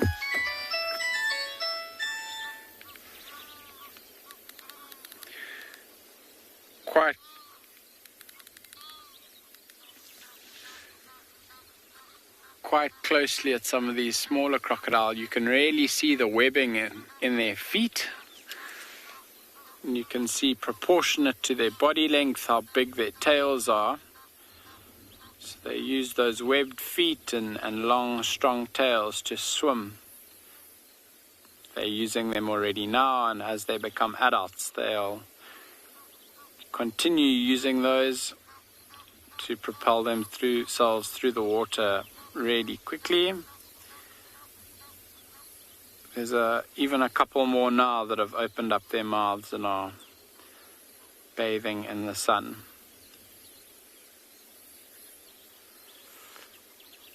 It's starting to get quite warm here, and I imagine in the next half an hour or so much more of them will have their mouths open and will be self-regulating or thermoregulating, as we call it, when an animal uses some sort of technique to keep its body cool. The temperatures up here in northeastern KwaZulu-Natal get quite extreme. In the height of summer, we have temperatures between 40 and 45, and extremely important for these animals all to be able to have techniques and little tricks up their sleeve to keep themselves cool when they do it. Animals like the birds struggle a little bit. You can imagine being covered in a coat of feathers is quite a hot experience when it gets nice and warm. And what a lot of the birds will do, in particular the cormorants and the herons, is they'll open their mouths and flutter their throats. So they very rapidly will move their throat outwards and inwards. It gives it very much a fluttering effect, and they do that to pump air in and out of their throat. And because they've got such long necks, it helps them, quite similar to the crocodiles with the blood vessels close to the surface. It'll help cool them down. If we pan across to the right here, we've got a wildebeest that's now coming down to drink. We've seen those big crocodiles in this watering hole, and crocodiles, we all know, are quite opportunistic, and that crocodile that we saw chasing the heron was very large. An animal like a wildebeest would most definitely be on the menu for them, but these animals that come and drink here during the day are extremely aware of the presence of crocodiles and are quite skittish most of the time when drinking. You can see this wildebeest is very much drinking from a little corner of this watering hole, and not just out in the open at any point. And while he drinks, he'll be keeping both of his eyes peeled for any movement in the water. A lot of other predators will also use the watering holes to hunt. There he's up now. Yeah, you can see how skittish he is. He's not keen on staying around here for too long. He's going to move off to the left. He might move off completely, or if he has decided that he hasn't had quite enough to drink now, find another little spot that's perhaps a little bit more protected to drink from.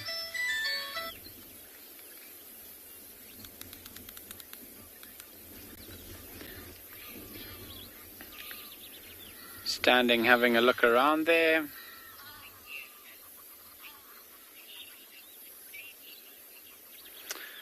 So this is a big male wildebeest. He looks like he's had enough now, and he's heading back off maybe to some grasslands to forage for the day. Big wildebeest aren't the cutest animals, but young wildebeest can be very sweet looking. And we are going to send you back to Tswalu, who has got one of those for you.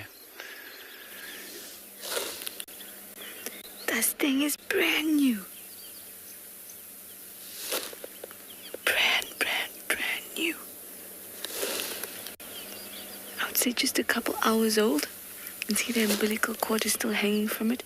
And it's also very wet.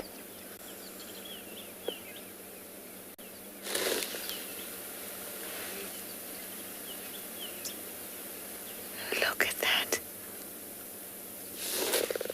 I say a couple hours though because its legs are dry, so it's at least been exposed to the air for some time. But at the top of it is still quite wet. Oh, actually, maybe even not.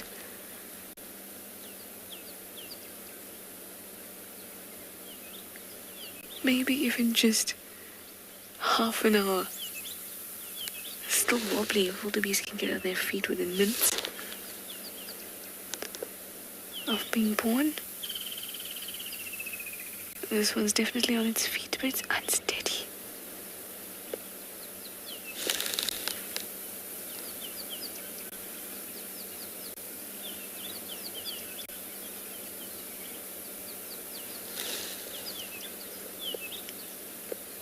Look how they're all protecting the youngsters. We're keeping them in the center.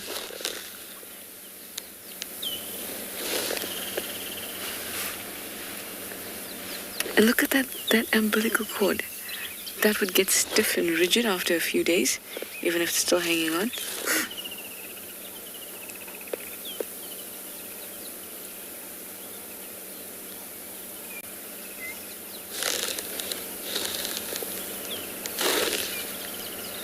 Oh, goodness.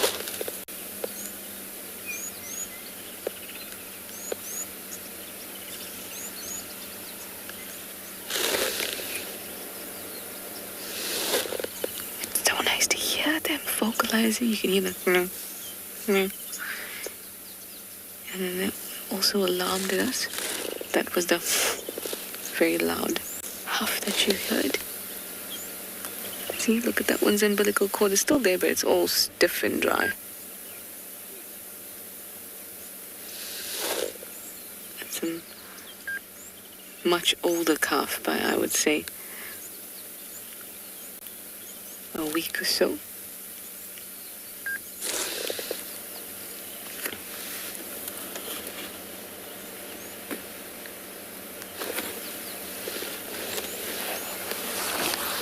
That's obviously Mom. I'm just gonna pull my binos out to have a closer look.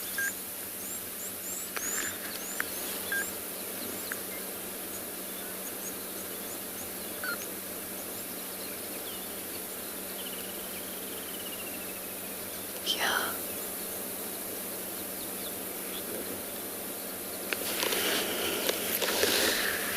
Her whole birth canal area looks still very wet and quite red. I feel like we might have just missed it.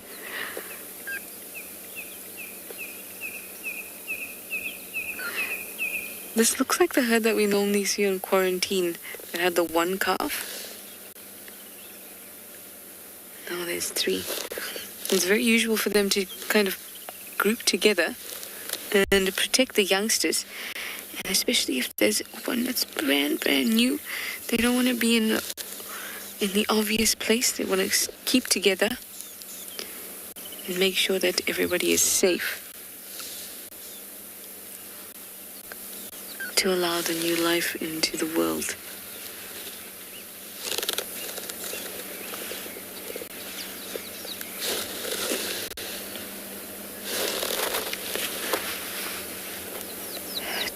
Too gorgeous. There's one other female that I think is possibly pregnant. She's quite large, so maybe this herd will have 4.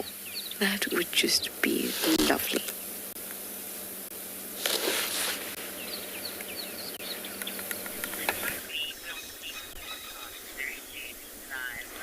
Hopefully, but isn't this just the cutest sight ever? There's one that has shown the ultimate display of confidence that an elephant can show by lying down right next to us, and 2 little ones are coming and playing, and one has decided, I'm king of the mountain, and so, no, I think that's super cute. Look at that. Isn't that special? For an elephant to lie down next to you, like I say, is the ultimate display of an elephant being trusting in your presence, because it's when they're at their most vulnerable, as you can imagine. Lying down like this, it takes them a little while to get up. They generally like to be on their feet if they feel like there's something foreign. So just us spending a long period of time with them, it just goes to show what eventually can happen. And I always say this, particularly with elephants, it's the one animal that is really applies to, is the longer you spend time with them. Look at that. That one is off its feet. You silly sausage, what are you doing? You can't go and lie on the back of the other one. Silly little Ellie. But the longer you spend time with elephants, the more they understand that you're not something that's trying to disrupt the herd, and the more likely you're going to be able to watch behavior that is different or fascinating within the herd. When you sit for long periods, they then start to do things that are far more natural to them. So when you first arrive, often elephants will pay attention to you. They obviously are aware that you're there. They kind of analyze, what is this big object that is now suddenly in amongst us? But as you spend more and more time, so they then start to understand that you're not really a threat, and then they go about their own business. And so since we've been with them, we've seen the herd completely splinter, now coming back together again. We're seeing animals lying down, we're seeing animals feeding, we're seeing animals interacting. Everything is starting to kind of be a lot more natural within them. And it's one thing that I always try and stress to anybody that goes on a safari is take in the time and take time to spend with a certain species of animal. Don't just rush around, because this kind of thing is something that you'll only get if you sit for a long period with them. And elephants are fascinating creatures. It's not boring to sit amongst them. You constantly are wowed by the fact that you've got these massive animals around you. There's social interactions that they have. Even just sitting and listening to them feeding is special. So I think, oh, okay.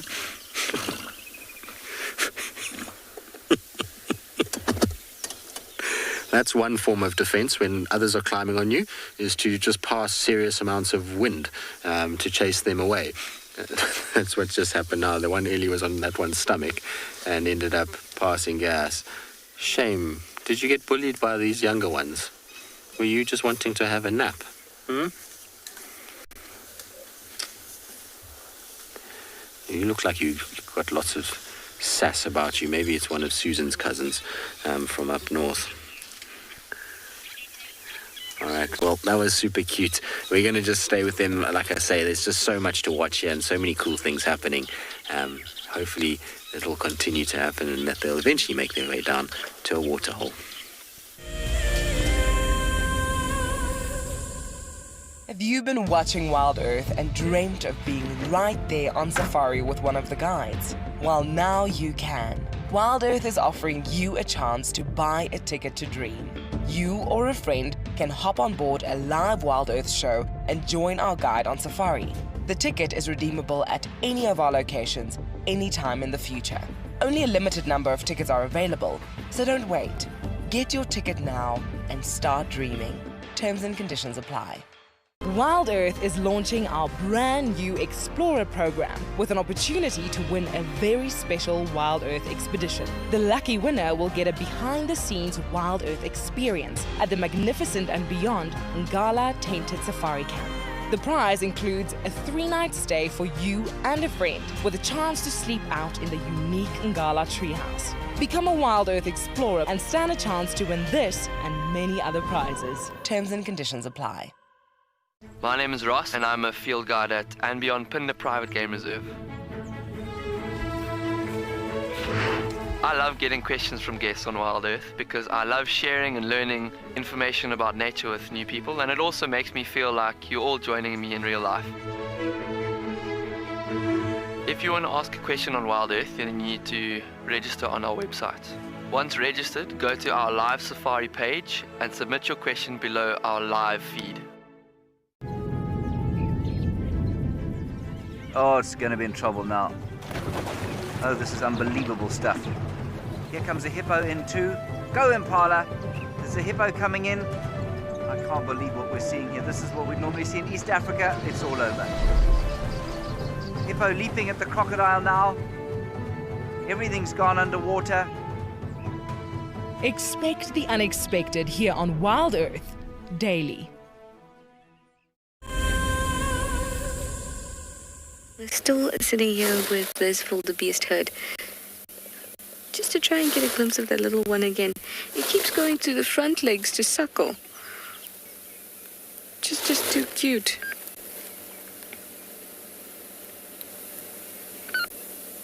It's the one with the shaky legs at the back there. You can see that they're this tawny color. They haven't taken on the adult coloration. They'll only do that at about 2 months. They'll start to change.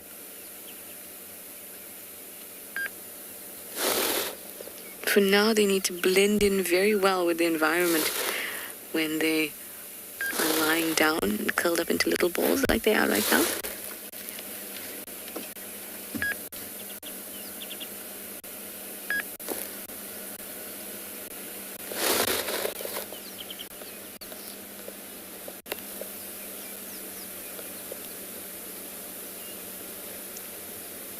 One of its eyes was still sticky when we had a look earlier. It's just amazing. So many new babies. Jude's new baby, wildebeest babies.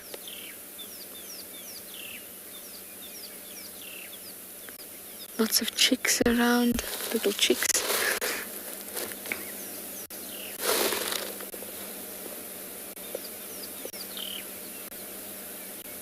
It is the season for all things new, all this new life.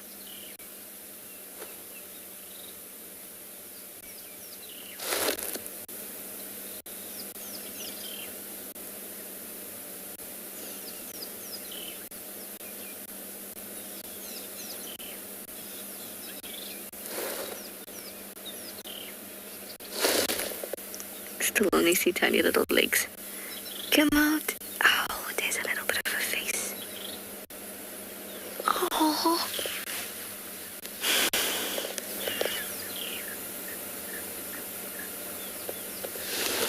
Still unstable.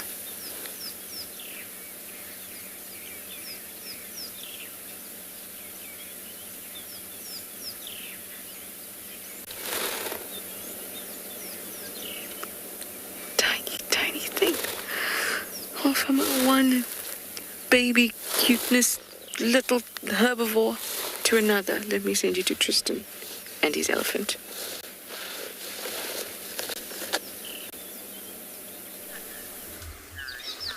Indeed, and can you see how all the elephants have come together? Now, earlier I was telling you that there was a tiny baby, and I actually think that this baby was born just last night because it is hugely wobbly and there is this massive grouping of elephants that is just sitting around it and it's trying to kind of get its feet, and maybe that's what all the commotion has been about. It wasn't a mating thing, but more the fact that there's a brand new member of the herd that's in amongst them. Do you see how there's that little congregation and there's all these elephants that are just staying very, very close, and the baby is just in front of the herd on the bottom left. You'll just see its head every now and then kind of poking through down that area there. It is minute, this little one. It's really tricky to see it in amongst all those legs, but it is in there and it's being herded by the rest of them. And you see how tightly packed they are? Very different to what we saw earlier up with the rest of the elephants that were kind of loosely sort of arranged. You can just see its bum moving around inside. They're really tricky to see. It eventually will come out and we'll get a better view of it, but it's little baby, and the whole herd is fussing over it and is smelling it and checking it. And so I think that this little Ellie, with all the vocalizations that we heard during the course of the night and this morning, I think this little one was only born last night, and that's why everybody is so kind of aware of its presence, and why there's such a huddle around such a tiny little calf at this stage. I'm trying to actually make out where it's gone now because there's so many little ones in there, plus the adults. It's difficult to see where the tiny one is, but it's definitely very small. We had a brief view of it just now. And it still looks like it's got bits of afterbirth on it. It's dry, like that wildebeest, but it definitely looks like there's still kind of traces of it there. What I'm going to do is I'm just going to go around. I'm not going to go too close, but we're going to go around and just try and get you a view of the kind of females. If we go up this way, it's quite open, and it means we don't have to kind of go through too much of a thicket. I also just want to go past this area because the whole herd was sniffing in one little section here, so I want to just see if there's any sign of afterbirth or anything like that. No, it's just where they defecated. There's no sign of afterbirth there. But let's just see. Amazing to watch though. That, like I say, the social interactions of these guys is absolutely fascinating. I love how the whole herd is just around just to protect this tiny little one and make sure that it is nice and safe. And so we're just going in nice and slowly into this little gap in the hope that little baby will be visible somewhere here. So it should just be in amongst all these feet. And this little group that you've got right here. There it is. I can see it. You see it there? Just in between all of them. Look, you see it there? It's still got the umbilical cord attached. Tiny, tiny, tiny baby. I'm pretty sure that that was born in the early hours of this morning. It would really explain why there's been so much commotion, why so many bulls have arrived. There'll be a lot of pheromones in the air, and why the herd is just packed around it so tightly. When a baby's been walking for a few days, the herd is actually seriously kind of relaxed about it. They let that little baby roam, but you can see they're keeping it right in the middle because they know that one is still very vulnerable. Look, it's still trying to work out how to walk. You see, look, it's falling. Isn't that just so cute? Amazing. Shame, little one, are you trying to work out how to stand? You can see little bits of blood on the left of the leg there. So that will be bits of afterbirth. That's there. Oh, that is cute. Hello, little one. Now, the reason why I say it was early hours of the morning is because if it had happened when we arrived under all that commotion, that little baby wouldn't really be standing properly just yet. You see how it's still trying to find its feet? Also, it's been already shown where the teats are, so mom has already shown it how to drink. And normally what happens when they give birth is the baby falls to the ground, and then the adult will stand up, and all of these others will come running in. And from there, they actually start to pick up the little baby with their trunks, and they prop it up, and they actually hold it a little bit so until it finds its feet. Once it's found its feet, you'll find that the female will actually guide that little baby to her teats so that it can suckle. And if it's struggling to stand, she'll often lie down, and with her trunk, she'll pull that baby to her, and the baby can actually sit and drink and get its first little bit of nutrients and nutrient-rich milk. And then you find that it starts to kind of stand up quite quickly after that. But you see how protective they are. Every single elephant is just wrapped around that baby, and that will be one little family grouping. So it'll be mother with her offspring around, and maybe even her closest kind of relatives that will be packed around that little baby. And the instinct to protect it is huge. And what's happening is the rest of the herd, is what we've seen, is just feeding around. And that's why I was saying it's strange that they keep changing directions. And I thought maybe it was from the bulls, because every time a bull would walk in, they would change slightly. But now it explains why this herd is not moving out of this area, is they are biding time for this little one to get its feet and get its strength. And so everybody's just in a holding pattern, feeding, and they're just moving in circles around this group, making sure that these guys give the chance for this little baby to be able to start to get its feet and to be able to walk with the herd and get nutrients in it. It's amazing. That's so cool. Always special when you see new life like this. Now, it is typical with elephants to give birth during the night. They actually give birth more at night than they do during the day, for some reason. No one's exactly sure why. So it's common that this was born in the dark hours. It's not an unusual thing, but amazing that it's kind of, we've been able to find it. I wasn't sure, and I was wondering why we hadn't seen it when we had been parked with all these other elephants, because normally as elephants move, so the whole herd kind of comes in that direction. We just weren't seeing a group of elephants arriving, and I kept seeing their ears down this area and thought, well, maybe they just found some food down here. But now it explains it and why they're so tightly packed. Where are you, little one? There we go. Look at those little wobbly legs. Shame it's getting a little dust bath inadvertently by the rest. See the umbilical cord hanging down as well? Very wobbly on those legs. Oh, that is cute.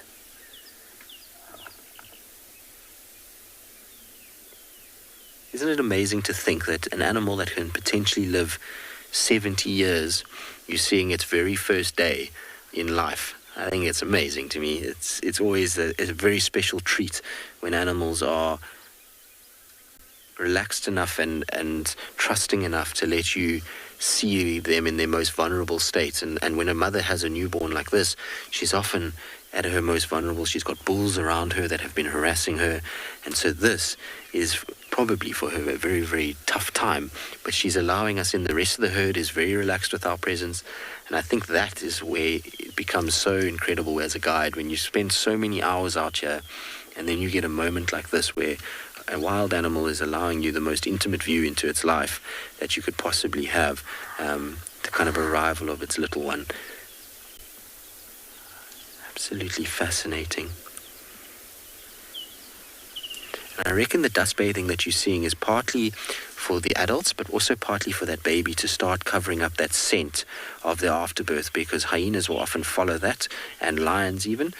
So the more sand they're throwing on that baby, the more it's going to be sticking to any bit of afterbirth on it, and just drying it out and making sure that it doesn't smell as much. Look at that. Isn't that cute? Shame, little one, you are battling to stand. All right, as the legs close in and close off its face, we're going to send you off, I think, to Dan or Dev, one of the two, to one of the Ds, and hopefully they'll have something interesting for you.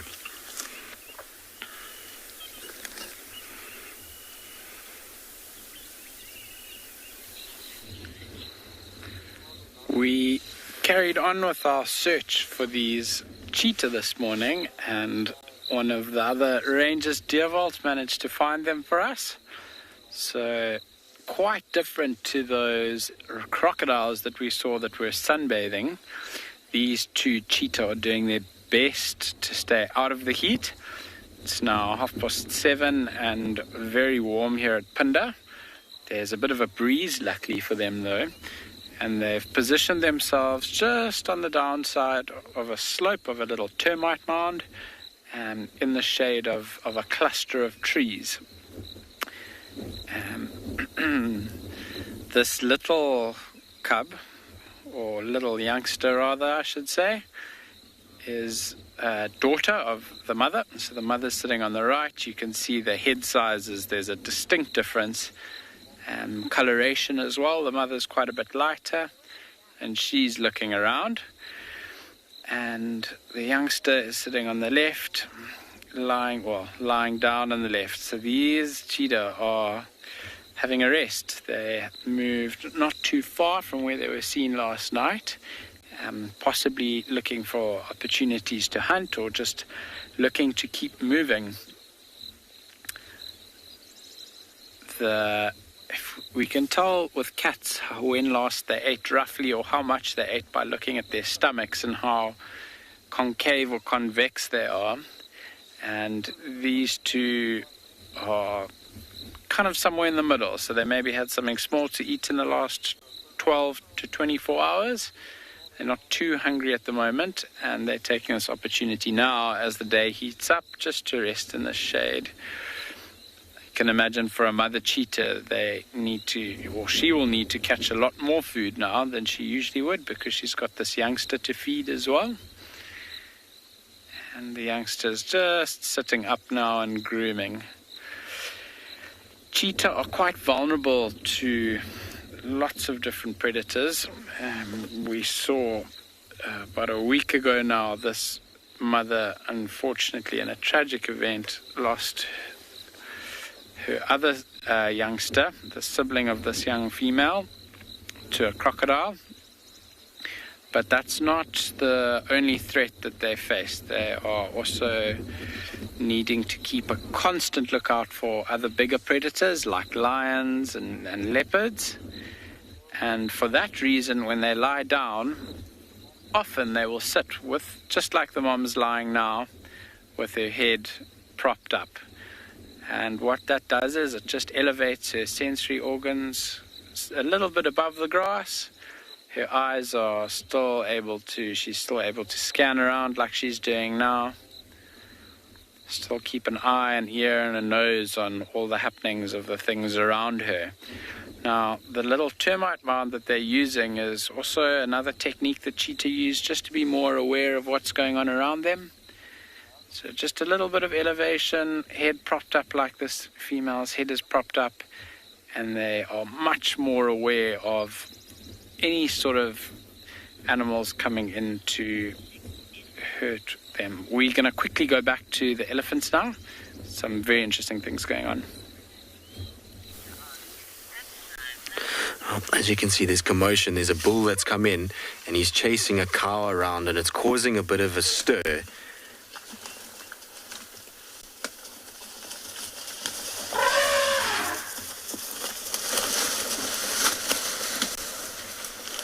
Now the baby is just here off to our right. But listen to the talking.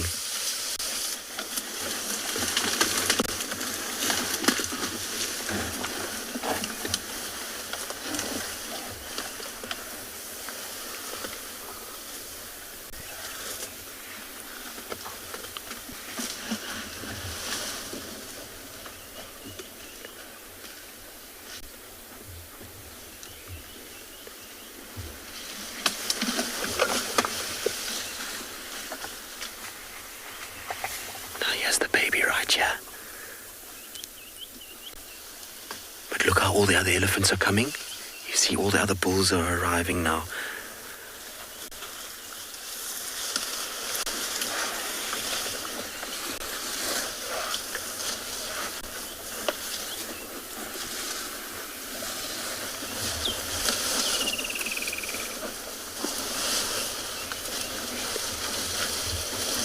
Shame these cows and the sub-adults are trying their best to protect this little one as much as possible from these big males that are pushing around.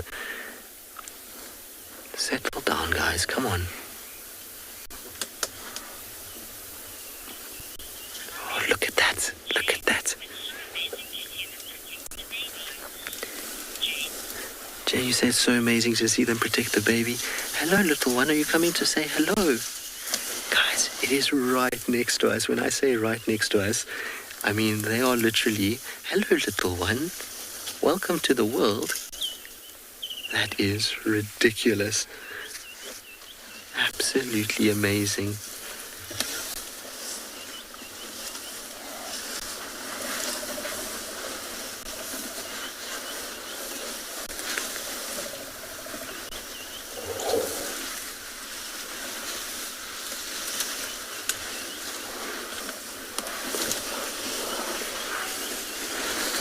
Hi guys, it's okay. We're not going to do anything to your baby. You see how they're shepherding it? Look, watch how they move this little one. So they have all the adults around and the bulls are kind of left behind and everybody protects them. Now the baby's right in the middle and everyone hustles and keeps the baby upright and just guides it along. And all the bulls are then left at the back. And you see how everybody comes back around again? Amazing. The protective instincts of mother elephants is fascinating. And I think what's happening is the bulls are being attracted because obviously this female, as she's given birth, she's releasing all kinds of pheromones at the moment. And these guys are picking up on that, and it's probably to them very intriguing. Maybe it smells like, something that they want to investigate, and that's what's attracting the attention. It is one of the most fascinating looks into elephant life that we've just had right now. And to add to it, it's now starting to rain just to make the mood even more crazy. But I can't believe how close they brought that little baby to us. When I say close, I mean they were literally, if I put my hand out where the stick is, I don't know if you can see, there's a stick right here. I mean, I can almost touch that. That's where the baby was, which is ridiculous. Normally they would have guided it away, and we parked behind this bush just to give us a little bit of kind of protection from them so that they wouldn't have to worry about us. But for some reason they decided that's the gap they wanted to bring the little baby through, and we're quite relaxed with us actually, which was absolutely amazing. But that's as special a moment as you can ever have.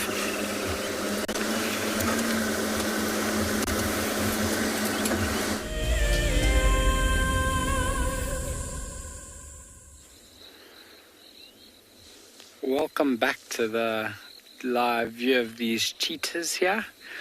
We are just going to carry on sitting with them. There's some beautiful bird calls happening around us, sounds of the bush, and we're going to sit with these two cheetah now for 2 2 minutes or so and just take in the sounds of what's happening around us.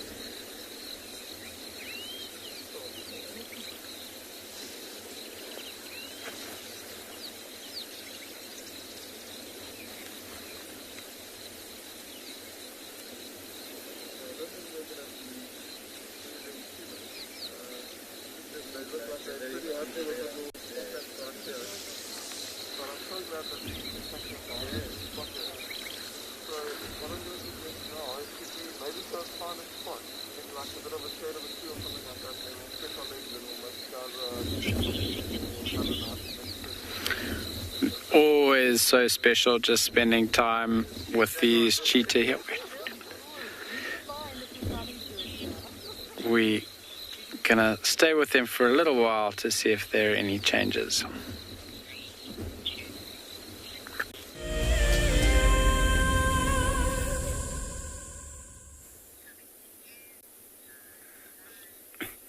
Welcome back to And Beyond Ngala, everybody. Now, what we have here is something quite incredible, actually. This is a rufous-bellied heron. Have a look at it before it flies away. I'm going to try and explain as much as we can. It's kind of like a purplish at the bottom there, yellow legs. It's doing quite a lot of grooming, and it's standing in an amazing spot. A very shy bird, and this bird I hung around this watering hole looking for this one specifically. It was the first time it's ever been seen here at Ngala, and potentially even ever in the Lowveld. We need to go and do a bit more research on that.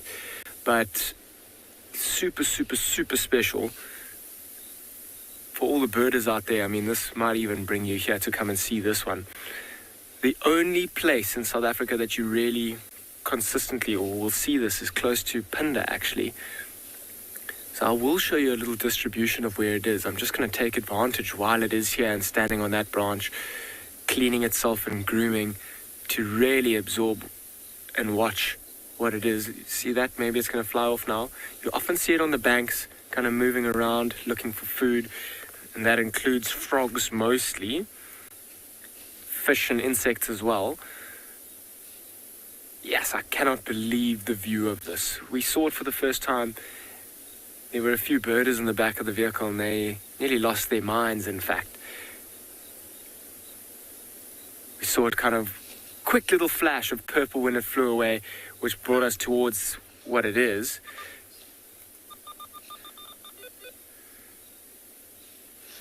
So while we're there, I'm going to ask Beeks to come towards the book particularly, and I'm going to try and show you exactly what makes it so special. So have a look at what it is first here. It's this one, this bird over here, the rufous-bellied heron. You can see it over there. But most importantly, now, Beeks, I don't know how easy it is going to be for you to zoom in on this map of South Africa.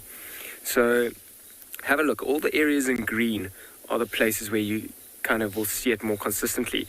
The only really place that you'll see it is in northern Botswana. Have a look. Pretty much the entire country of South Africa is unshaded.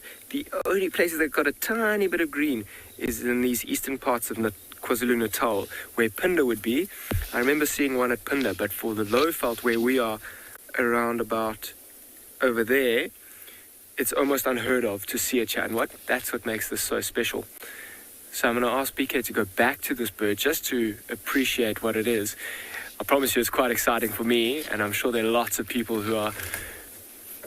Because we told a whole lot of people that we saw this, and they actually didn't believe us. So I'm super glad we managed to get it on live TV. Have a look at it looking down, looking for some frogs maybe moving around. This is that same watering hole where we had that little grebe, and there was lots of frogs calling last night.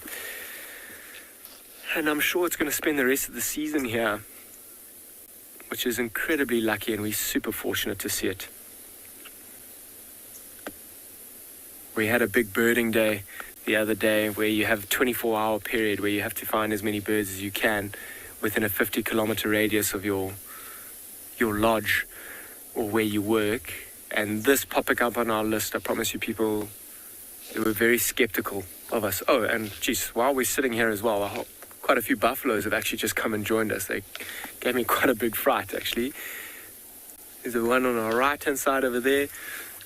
So there's one on the right on the road. There's one that's just right in the road as well. They might even come down and have a little wallow. And I'm sure they're actually going to chase that heron away. So the timing is absolutely perfect.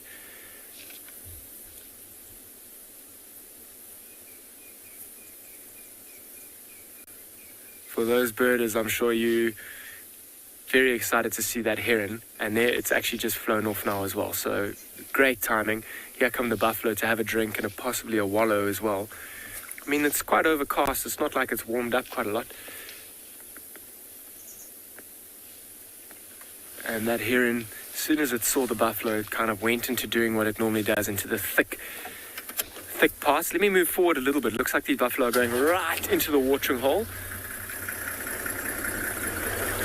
And that just shows you quite how shy that rufous-bellied heron can be. Let's try and do this.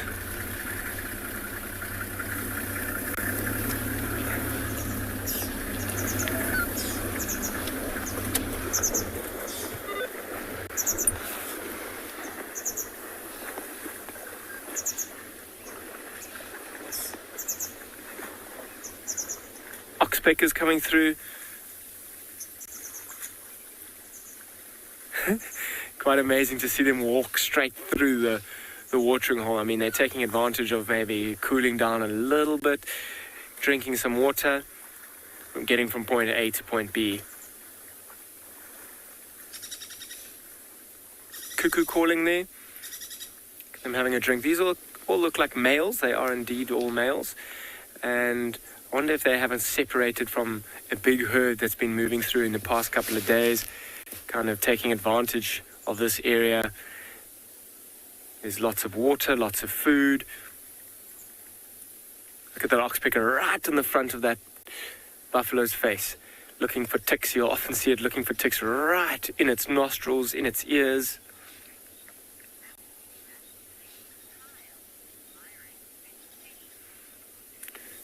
So I'm gonna keep going. We got what we wanted from this watering hole. An incredibly special rufous-bellied heron and a bit of a treat with these buffalo coming through. I'm going to send you to Kyle and at Tswalu admiring the vegetation.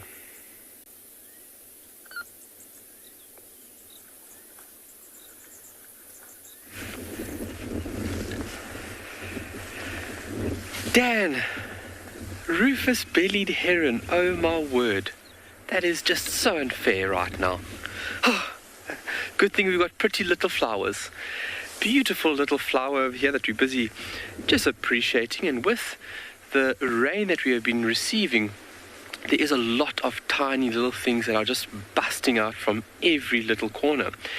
And this is a creeper, or what we call, a creeper or a climber more correctly termed, which is a perennial herb that we see here in Tswalu. And this is a wild cucumber.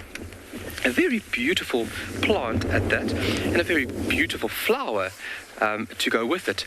And very easily to obviously recognize this plant is that you can see that it does have a climbing structure or a climbing format. You can see the plant moves up from over here, and you can see how it kind of tangles itself up into this little shepherd's tree, and how it's trying to get a little bit higher to get even more light. So a real nice advantage.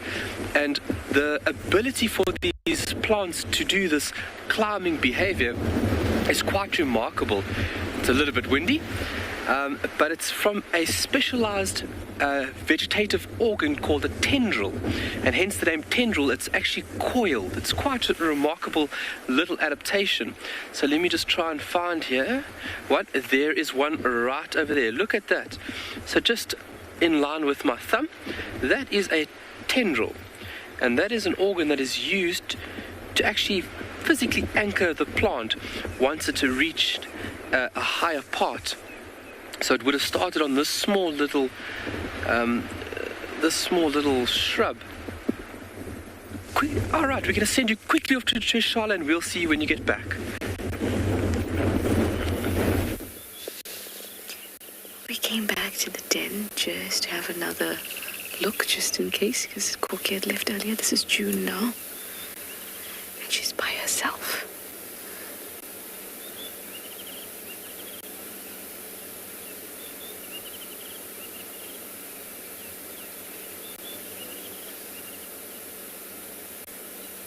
I'm just waiting patiently and quietly, hoping that we're going to see this cub. It's been a day of babies. Baby crocs, baby gnu, baby elephant. I hope you'll get to see our brand new baby hyena too.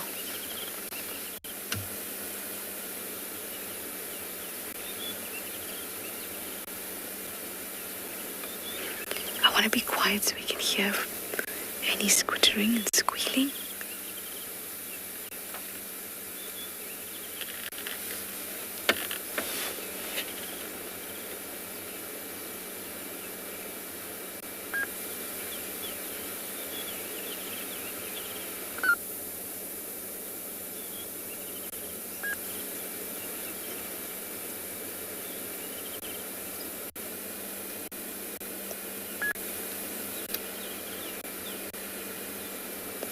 Hearing anything. June, wake up your baby. It's time for the whole world to see it.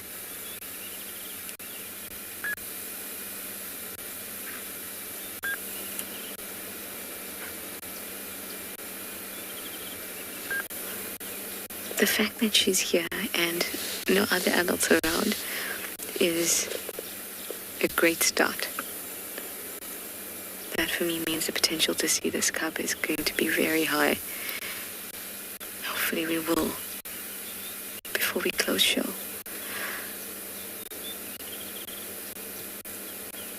So exciting. I love baby animals. I mean, who doesn't?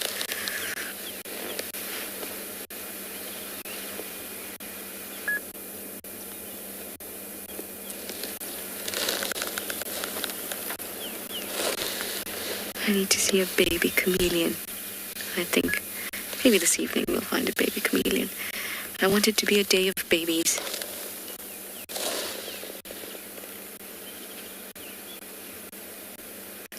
She'll try again in a bit to go to the den or to the entrance and sniff around, maybe call a little bit. Not a whoop, but she will kind of do that kind of low rumble. She'll keep doing that until the cub comes out. Can't sleep all day, right?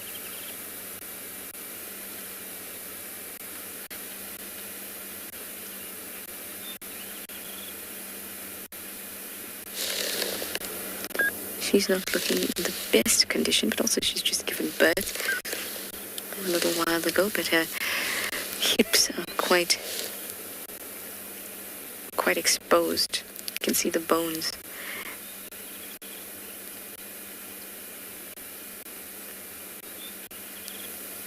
But hopefully the chemical drive in her, the hormones that are coursing through her, might, now that she's a mother again, might trigger her to go feed more often, hunt more often, things like that. Should improve her condition.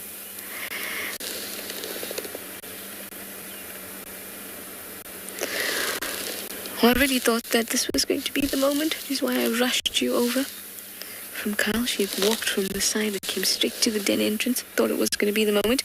But let me send you now back to Kyle so he can finish discussing the wild cucumber.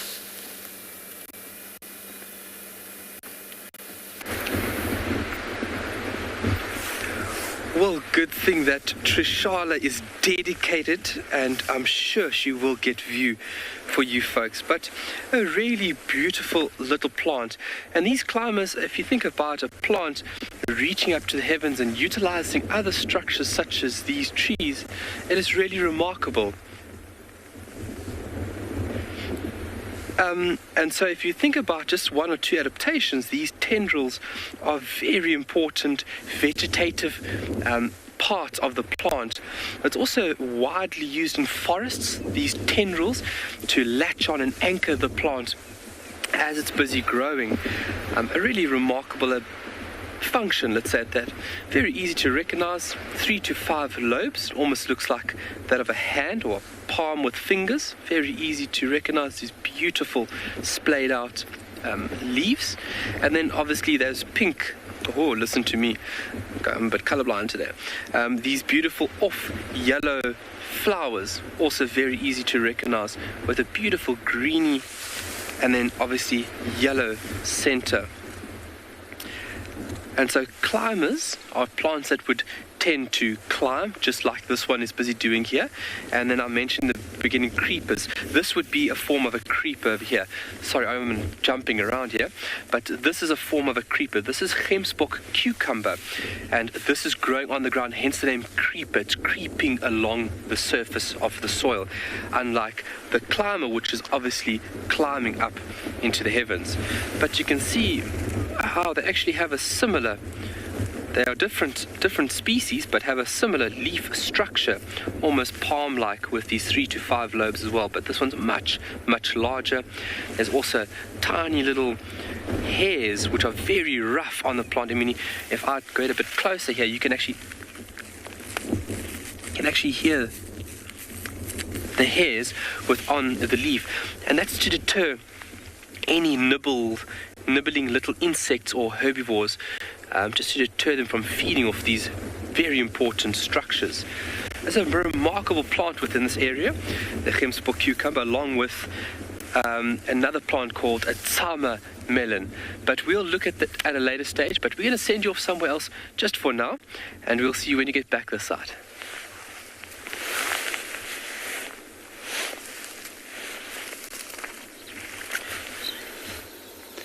Welcome back to Pinda, everybody. So this female cheetah now, from where she's sitting, you can see she's just pricked her head up, her ears are pointed forward. There might be something in the bush up ahead that she's heard. There's quite a big thicket off to our right, so we can't see anything from where we are. But the way she's behaving is very... The cub's sitting up now as well, looking around. Definitely heard something. There we go. Mom's lying back down again, maybe not interested in what she's heard, but very alert still. So the last sort of 10-15 minutes or so, they have been sleeping, heads down, not interested in anything that's going on. And all of a sudden, as soon as you cut back to us, we got a view of her sitting up there beautifully, showing interest in something. And you'll often find when they start to realize a hunting opportunity, they'll sit up like that, prick their ears up, and if they think it's an opportunity that they can take, she'll get up and start stalking. So this now has obviously not been an opportunity that she feels is worthwhile, but really special to see that first little initial interest that was shown there. The cubs now moving into a little bit of a deeper shade of the bush. The temperature at Pinda here is really starting to pick up as the day kind of starts unfolding. I think it's going to be quite a cooker this side. But they are, for now, quite happy in the shade here. I mentioned a little bit earlier that they had eaten in the last little while, but they weren't full. So if they get an opportunity to hunt or stalk an animal, they will most definitely take it. One of the requirements, I suppose, for being a big cat is that you need to take your opportunities when they come, and you can't only hunt when you're hungry. So these two will take an opportunity if it presents itself now. The mother's now looking a little bit more like she might be getting up. they are really well hidden in this bush where they're sitting. So if anything was to approach from their right-hand side, they could very easily just use the bush and the slightly longer grass where we're sitting to hide and camouflage themselves. Also important to remember that these cheetah have got an incredible sense of hearing. So although we might not be able to hear anything crunching or coming through the bush, they most definitely will be. The wind is blowing from the left. Oh, she's up again. From the left to the right. So their scent is going to be blowing downwind to the right-hand side, but that hasn't stopped them from trying, at least anyway. And if there are any animals that are coming upwind in the direction that they aren't looking, they will pick up the scent as it blows down onto them. So they have a very, very good idea of everything that's happening around them now. All the sounds and smells are going to be blowing down from the left-hand side of us here, or the north, and everything on the southern side they've got in view. So you can see her, she's pricked her head up, she's looking a little bit uneasy there. You can see her tail flicking around. There might be some flies or some less exciting things happening there, buzzing around and irritating her. There's a fly buzzing around my head. That's not the most pleasant experience, I can tell you that. But she's up now. As it started getting a little bit warmer, she's also started breathing quite a lot more heavily. If you take a look at her rib cage there and her side and her mouth's just ajar, and there's a little bit of a pant that's happening here. And we're going to definitely stay. It'll be really interesting.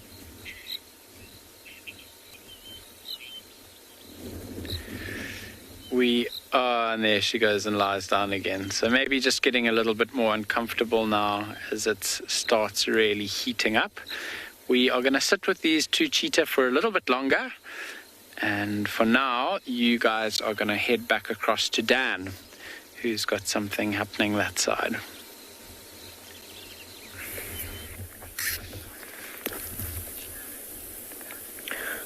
Welcome back, and what we have here is a very comfortable and quite curious little wildebeest calf that might even be a few days old. I mean, this time of year is spectacular with all the life that's around the baby impalas, the baby wildebeest, occasionally baby zebra as well. I mean, there are a few females that are in this group of wildebeest here, and I mean, if you sat here for long enough, you'd probably even watch one of them give birth if you were lucky enough. I mean, that little calf on the right there, that one, you can still see its umbilical cord that's attached. This one that's on the ground as well, even younger than that one. When it stood up, I could see an incredibly long umbilical cord. Look how wobbly they still are on their legs. There's a few females in here that I'm actually going to spend a bit of time watching, just to see if they don't give any signs of they might be giving birth soon. I mean, their wildebeest will all give birth very quickly. I don't know if you can see, there's a group of zebra that have come into the picture as well. There's also some very pregnant females in this group of zebra. They're looking very wide, and some of them looking quite uncomfortable. I mean, I'm going to spend a bit of time here. I want to see if maybe we can't get either a wildebeest or a zebra giving birth. They've picked a nice open area. There's good food around. I mean, look at the bellies on some of those females. I think the one that's even most pregnant is the one at the back there, kind of like in the middle. I love the stripes and how the tails are always going. Look how all those stripes at the bottom of the legs are very white and black, and the stripes like on the body are almost quite a tanned color. I'm sure these zebras spend quite a lot of time rolling in the sand, and that will turn that color into that kind of tan color. I love the color of the green in the background as well. It really is beautiful. Quite amazing as well. This wildebeest that's right in front of us, he's watching us very carefully. I don't think he's necessarily the father of these cubs. I mean, your calves, excuse me. But have a look, you see how he's missing his left horn. I'm sure he's looks like he's got quite a good territory, and the reason I say that is because he's got a group of females. He very likely could have lost that in a fight protecting his territory, and I'm sure whoever lost the fight has moved on, and very likely that because he lost this good territory, he doesn't have any females with him, and he'll try and do his best to keep these females in his territory for as long as he can. That'll assure him the best chance at actually fathering next year's calves. You see how he's kind of like walking around towards the herd or the group of females. He'll almost act as a herder, and he'll kind of move around, try and ensure that they stay in his group. It won't be terribly long before those females come back into heat. I mean, wildebeest are pregnant for about 9 months or so, an incredibly long time. And one of the reasons that they are pregnant for so long is that you see these little babies that are around, and I'm sure you've been seeing a few of them in the past few days. When they're born, it takes them only about 10 minutes before they find their feet. It's a bit wobbly, but it's an incredible feat of nature that a baby that's just born, spent 9 months developing, is able to run around and walk around so quickly. And that's one of its best forms of defense. I mean, all sorts of predators are waiting around these kinds of groups, waiting for a female to start going into labor, where they might come in. And as soon as she goes into labor, a predator may come in and either take the mother or just wait for the newborn calf to drop, where they'll take it. Look at that one, might have got some pins and needles in its leg that it was lying on. Oof, now stretching its head across there. I love the color differences between the mom and the little one. I mean, also a defense strategy is for that little one just to lie exactly like it is, dead still, and wait for a predator to kind of move by without seeing it or spotting it. Those ears kind of right out to the side. So I am going to spend a bit more time here, just because there are some heavily pregnant females, both on the zebra side and the wildebeest side. Give it about 10-15 minutes, see if we aren't lucky and get to watch a birth.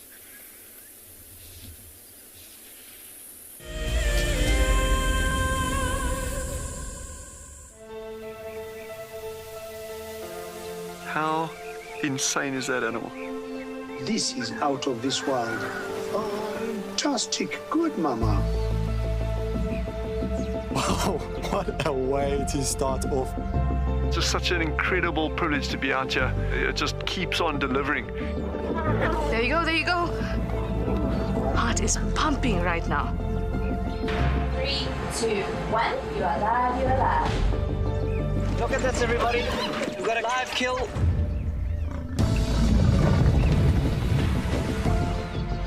The cock's holding the tail. It's holding tight. Lucky wildebeest. There's nowhere to go. This is a disaster in the making. Something that I have never seen before in my entire life that you are now watching live. My heart is in my mouth, everybody. Look at this. It's gonna make it. It's going, it's going.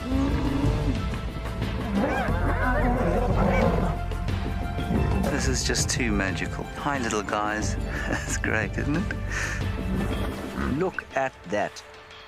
Scuba Steve has got a friend. You've got a friend in me.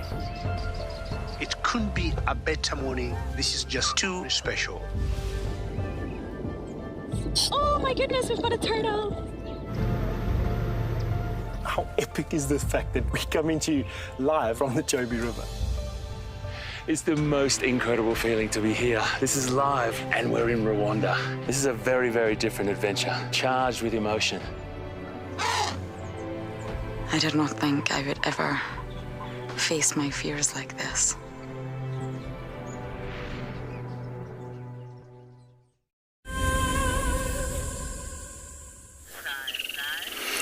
As you can see, we're still with our Ellie herd, but it's far more relaxed now. The bulls have kind of left them alone, and the herd the number of animals protecting this little calf is really reduced down to only a very few special individuals that are probably directly related to that little newborn.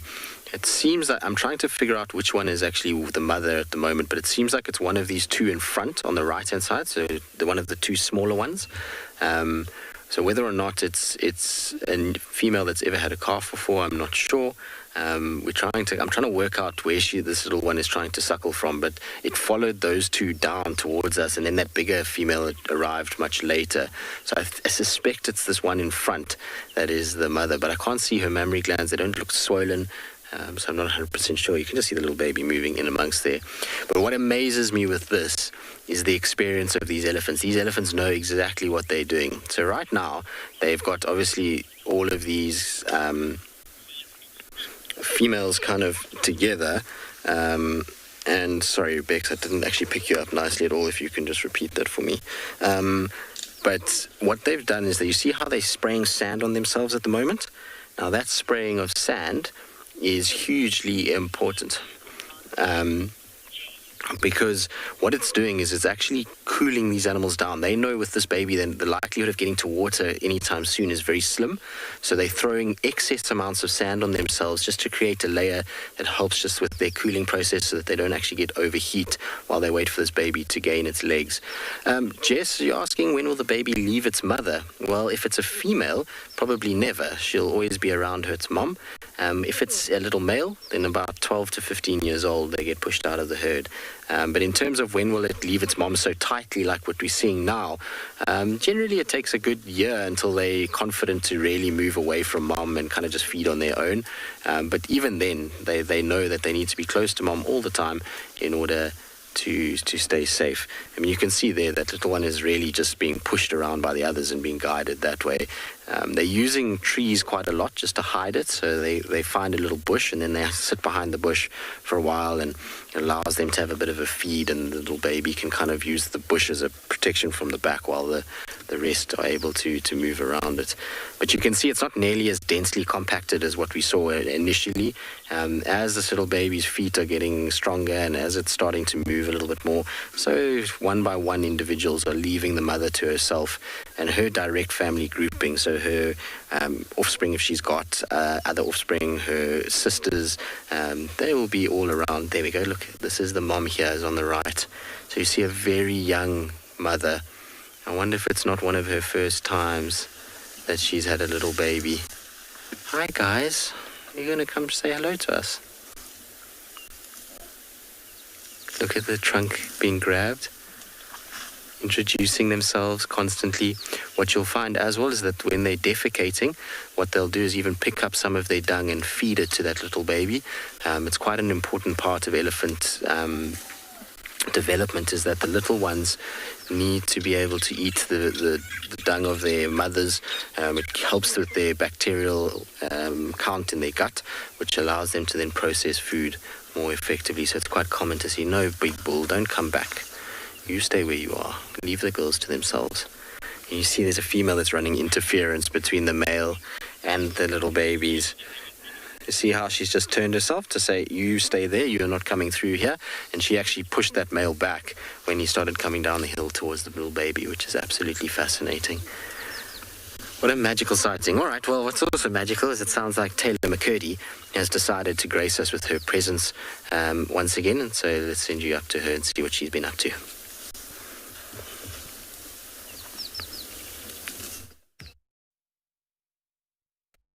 Better late than never, Tristan. Hey? Fashionably late, but yes, we have a tortoise which could not escape our clutches this morning. Well, I suppose it could. Anyways, it is a Speaks Hinge tortoise just on the road in front of us, which is quite nice, and I will be waving my hands around frantically for the rest of the morning. My name is Taylor McCurdy, and on camera with me today is Sebastian Rombi, and we are here at Pridelands Conservancy, which is part of Tswalu Game Reserve and the Greater Kruger. Now, the reason for the karate moves is because of the flies. They're really annoying, and there are lots of ant alates that are flying about. I don't know what it's like at Djuma or Ngala or Pinda. Not so great here in Pridelands. But anyways, no! Where has this tortoise gone now? Oh, there. Whew. Seb to the left. to the left, to the left. It's going in the bushes. There, can you see it? You can just see vegetation moving. I suppose now's the time to tell you that there is a tortoise that is in the world, or the Guinness World Records, for being the fastest tortoise in the world. It's not this one, as we've seen, but I reckon if this Speaks Hinge tortoise were pinned up against Bertie, who holds the current record for moving a whopping 0.28 meters per second. Which is pretty spectacular. Sometimes I don't even think I can move that quickly. Yes, that was great. But anyways, the reason why we're seeing all the tortoises around is obviously because of the rain, which is great. And I reckon just before we had this last spell, I did see lots of leopard tortoises and hinge tortoises moving about too, because we know that they can also feel the atmospheric pressure drop just before the rain systems come through. What we are going to do, though, is head onto the open plains, because I saw some Timix courses yesterday, which I'd like to have a look at. Maybe they'll give us a view. Off you go across to some cheetah that are soundly sleeping.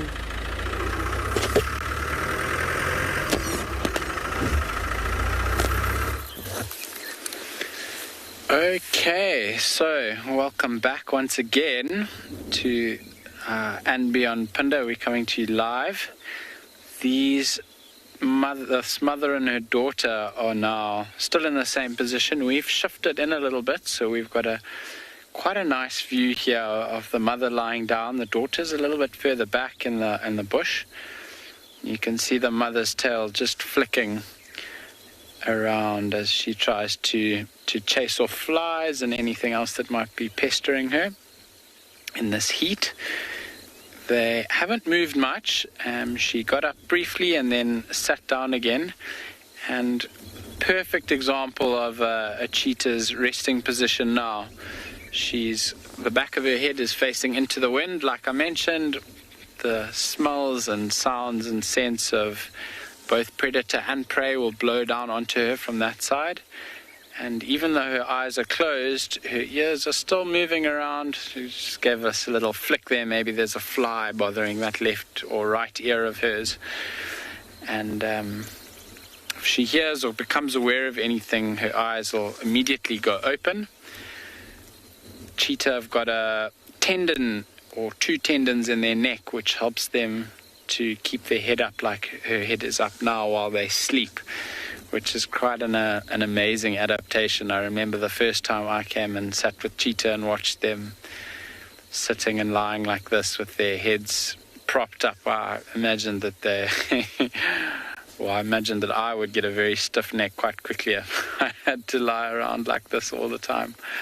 But something that they've developed and evolved to have so that they can be much more aware and become just in the know of everything that's moving and approaching around them. You can see her eyes just opening now, maybe caught a little noise or a sound of something. But back to sleep, so it can't be too exciting. The cub has been sitting up and getting down, and just now we heard something across in the bush on our right-hand side. The mother seemed a little bit interested in that, but then lost interest quite quickly. So the cub still seems like she's keeping an ear open for whatever that is. Maybe as some nyala or a warthog moves through the thicket, it's making a little bit of noise as it feeds, and they're just getting the sound of that. And we were sitting the other day, and I was thinking about cheetah and hunting and how successfully they need to hunt, and how if I was a cheetah and I wanted to catch something, I'd go out and look for it. But it's actually a very, very clever strategy that cats have developed, actually, just to sit in a space and occupy the space and wait. Because if you've got enough patience, there are animals all around here. We've got lots of antelope species on Punda, and quite good numbers of them too. So if they're patient enough and they hang out here and wait, there's bound to be something that presents itself, an opportunity to hunt. So it's not always about moving around and actively looking for an opportunity. just being here and occupying the space and being aware of what's going on around them, the opportunities might present themselves. And those opportunities might even be or have a higher chance of success than if they are out moving around and looking for food, because if they're moving, they're less camouflaged and they're more likely to be spotted. So a very successful strategy that these cheetah have developed. Now, mother's sitting up.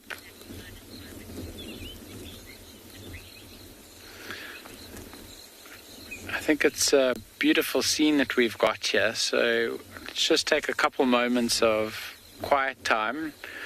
Listen to the wind blowing, watch the mother looking around. And enjoying the sights and sounds of the African bush.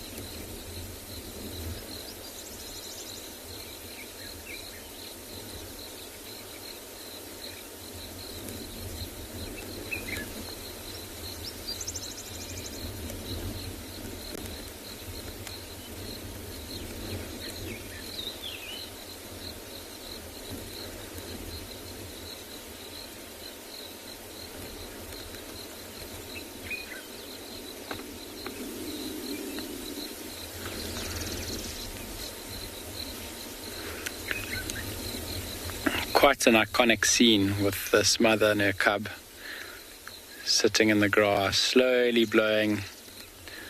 See those blades of grass that are a little bit lighter in color and more neutral tone, just waving in the wind.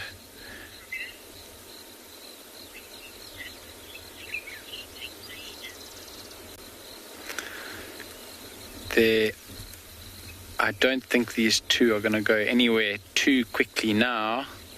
We'll stay with them for another little while, see if any opportunity presents itself. But one of the other guides has a hyena for you. So we'll send you off and see you again soon.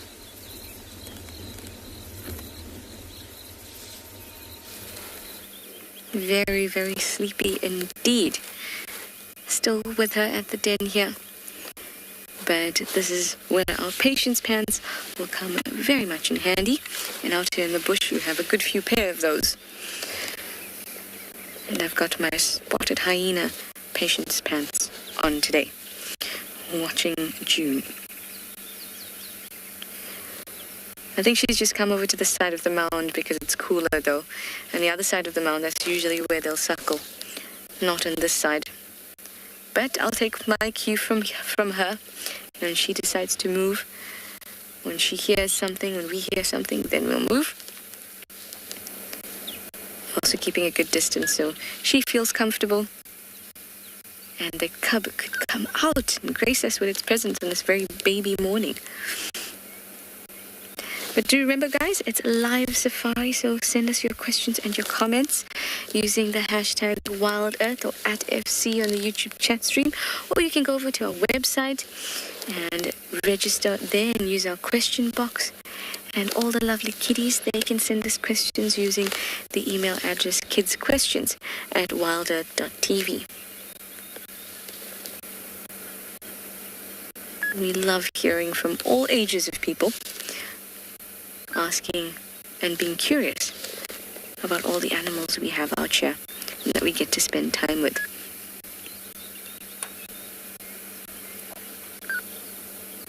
And the fact that we know there's a little cub in this den is just so precious. And I love this time for waiting. It's like sitting in an auditorium and the curtains are going to open just now. And all will be revealed to you. It's a very special feeling.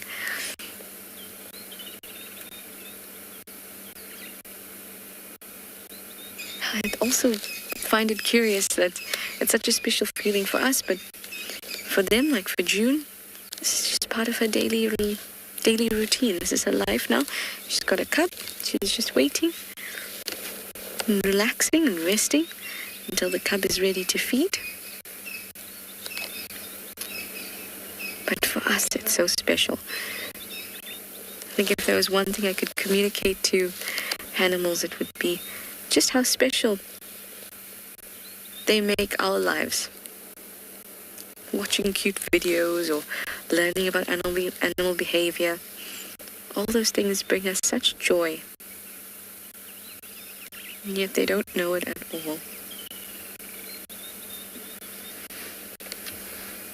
I wish I could whoop that to you, June.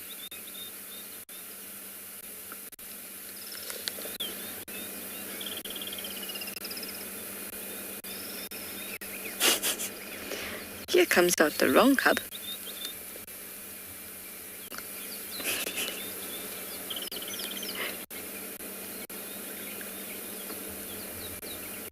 Hello, Poppet.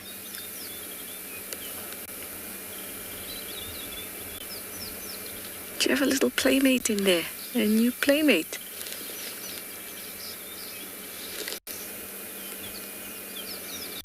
Hearts 2 are growing so fast. You can still tell the size difference between Hearts 2 and Shimbulu and Gwazi, Ribbons 2. They're also growing very quickly. But little Corky,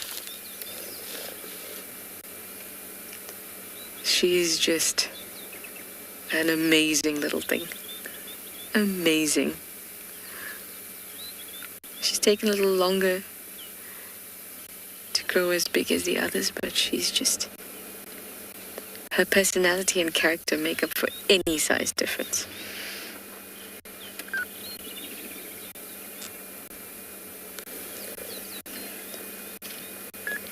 Well, Hearts, one of Heart's little ones out. Maybe the others will follow. Maybe this will trigger June to go to the front of the den. Maybe somebody is awake. So much potential.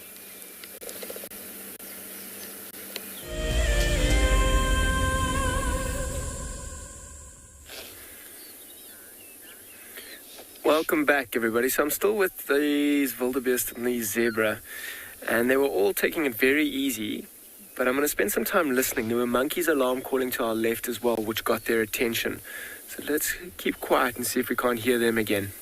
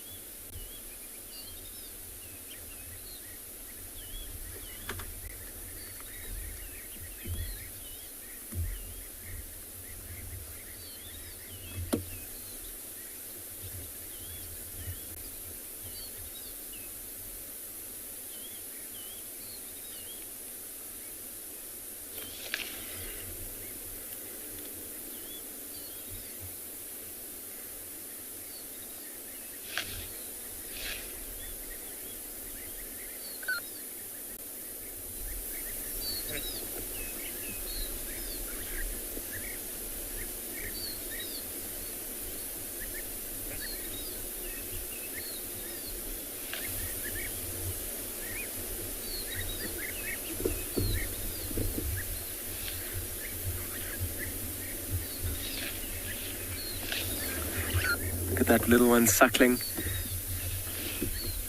taking advantage of the fact that Mom is now standing up. I mean, when we were stopped just before we went silent, there were some monkeys that were alarm calling to our behind us, which got everybody to stand up. And they're super alert. I might go and have a quick look to see if we can't find those monkeys and or a leopard that they were probably alarming at. Let's see if we can't get lucky.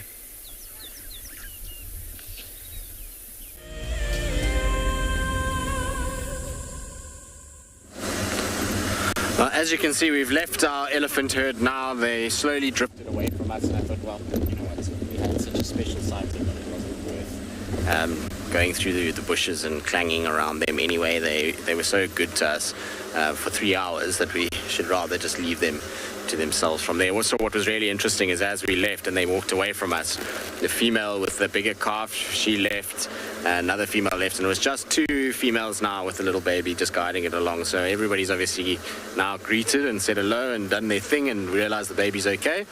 And so now they're going to start resuming normal elephant life, which is pretty interesting to have watched. Anyway, we're checking around now for any sign of Kalamba. She was at the dam cam this morning, kind of heading north, so we're just scratching on this northern side just to see if she's here. Unfortunately, I do also have some bad news, which I know we've had a lot of bad news of late, but it sounds like another one of the wild dogs was killed by the Shimungwe lioness again. So that's her second wild dog she's killed this week. But it sounds, I think, from what I can understand, it's the Sands pack, so the pack we saw yesterday afternoon. One of them was grabbed by her, and I don't know if it's an adult or a pup yet. I just got an update from the guys in the western side on Arathusa EP area that she had grabbed another wild dog, which is very, very sad. But it just goes to show you how difficult it is for dogs out here. It's why the population is so low. And the more it rains and the longer the grass gets, the worse it is for the dogs. They actually thrive in drier conditions, so when you have drought conditions, wild dog numbers tend to increase, and that's based off the fact that when there's rain, the grass gets too tall and they don't see predators as easily, whereas when it's a drought and there's very little grass, they can see things like lions and leopards coming from a long way away and therefore avoid them. But yeah, unfortunately, it seems like what's happened. Also, when they kill and they're feeding, they're so distracted and so much noise that they attract way too much attention to themselves a lot of the time. And a single lioness who's just trying to survive will take that opportunity as much as they can. We actually saw her last night, but unfortunately, she was crossing into the Manyeleti. She was milling about at the gate. We had her very briefly in that area. Nice that she actually roared for us and then just kind of disappeared from there. So we did see her last night. She's looking really good. The cub is on Simambili, but she needs to stop this habit of killing wild dogs now, because that's not good for any of us. That's for sure. All right. We're going to carry on, and like I say, to see if we can find any sign of Kalamba. In the meantime, though, let's send you across to Devon, who's, well, with the female cheetah, I think, who had a bit of a bad week herself.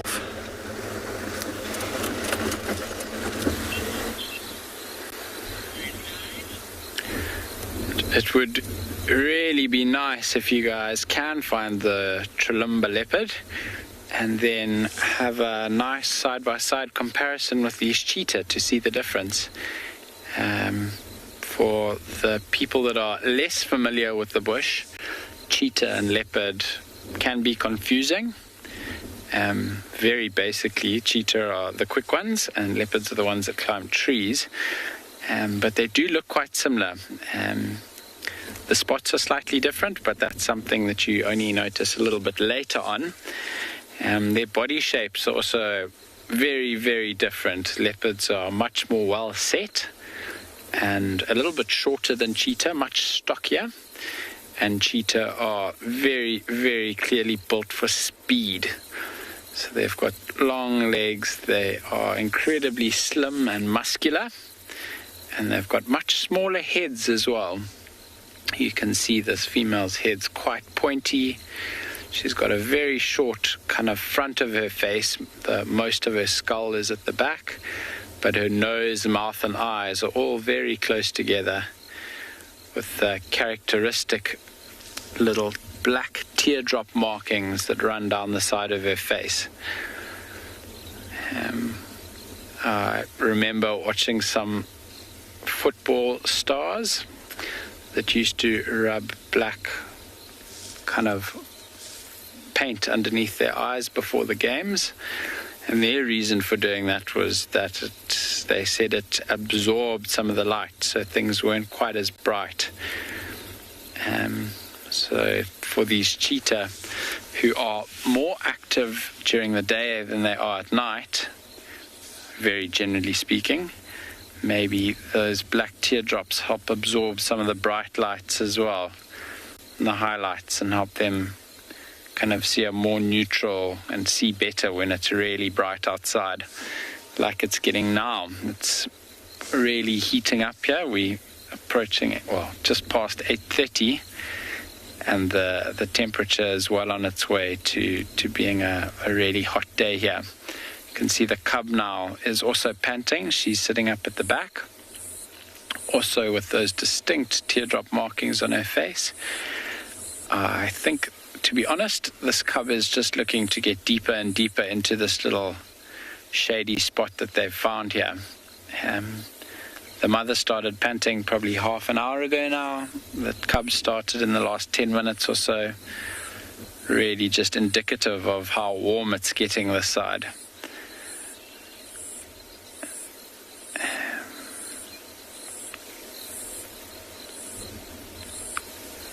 Beautiful little spots of light that are filtering through this little shrubbery tree that they're sitting underneath, or cluster of trees.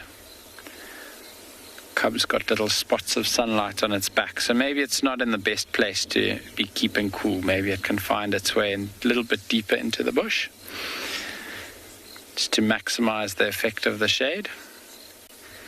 They've also chosen a spot that's got quite a lot of open grassland around, and the wind's blowing over here.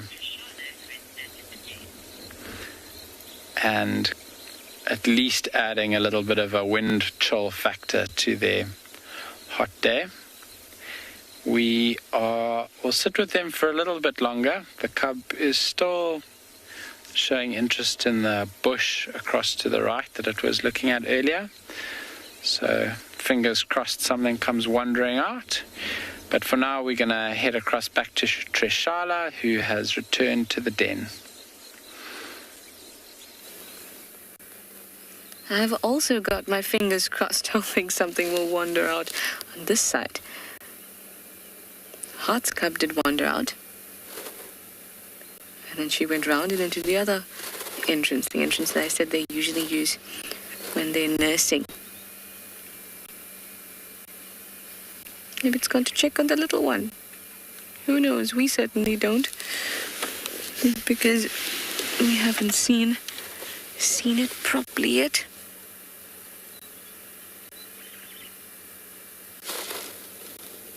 But patience, patience, patience. It's warming up over here too. It's actually very, very nice. Not too hot.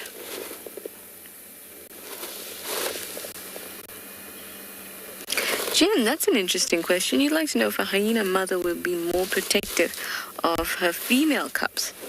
Hyena mums are not actually very protective of their cubs in general. That might sound horrible, but the cubs are born so well developed that they're often left to their own devices, and you'll often see them fighting and things like that amongst the cubs, and the mothers won't intervene because that's the way that they determine their rank and their relationships within the clan, especially amongst cubs. Will she protect a female cub more than a male cub against other hyenas? I don't know. Because there's such a, maybe if it's an immigrant hyena that's just come in, or they're at a boundary and it's a different clan and there's a clash, I don't know, but that would be the type of scenario where you'd see if she protects one sex over the other. Because within the Djuma clan, hierarchies are important and respected.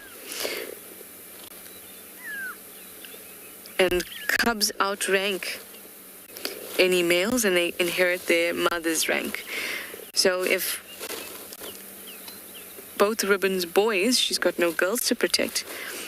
Maybe that's a bad example. So we have Heart with a girl and a male and a female cub.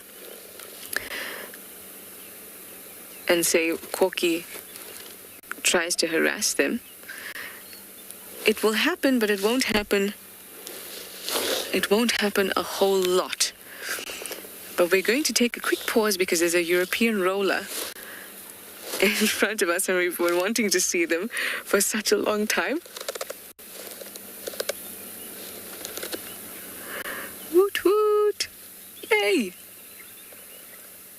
finally got one. I saw 2 of them up near Buffelshoek not too long ago, but we haven't managed to put one on camera.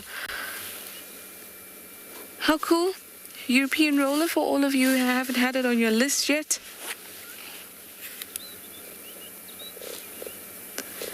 We just had to get that before it flew away. But we'll continue our discussion in a bit.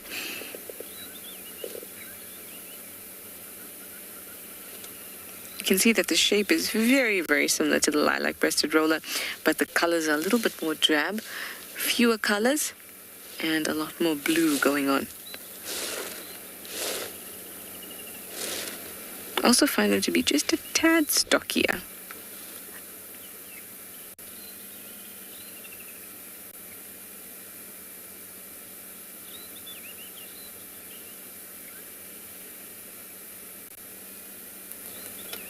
So pretty.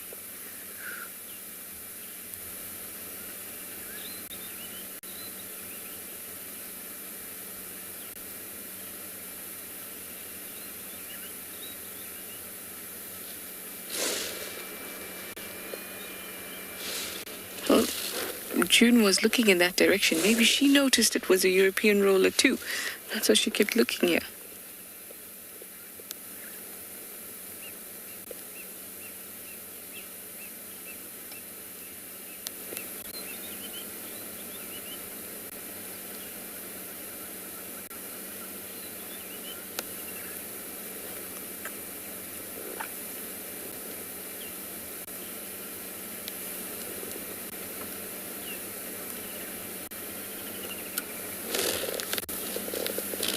Sitting so well for us too. They're both sitting very peacefully.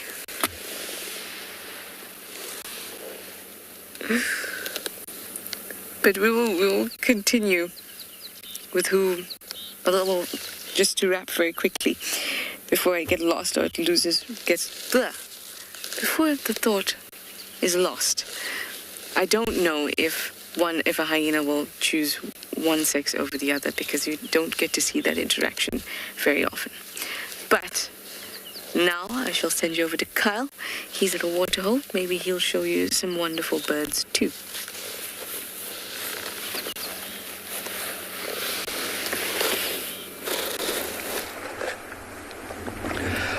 Well done on the roller there, Trishala.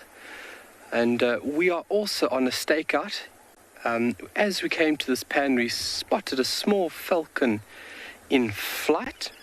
Actually, better termed a hobby. It was an Eurasian hobby that was fluttering around here at this beautiful pan. And it seems like it's gone quite far off now. And we're just waiting to see if it comes back into this area, because it was moving around here like it was busy. It's just gone off to the southern part of this pan, and we're just hoping and praying it'll come back in here. Enjoying the little grebes and the movement of the beautiful water. We've done a quick little check, obviously respect number 1.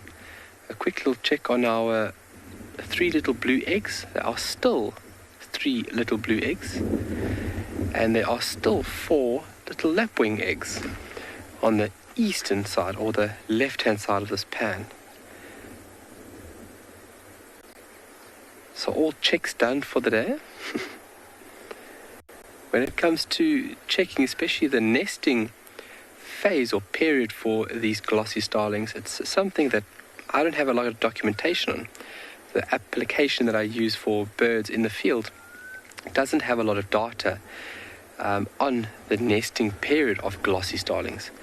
So something hopefully that I can contribute to the scientific world.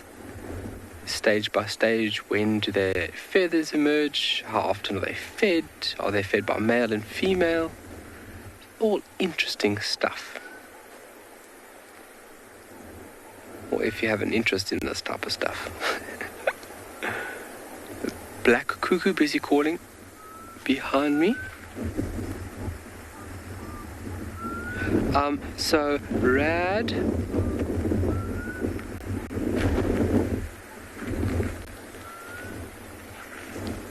Wow! Well, we're going to send you from here to a rolling zebra at Ngala.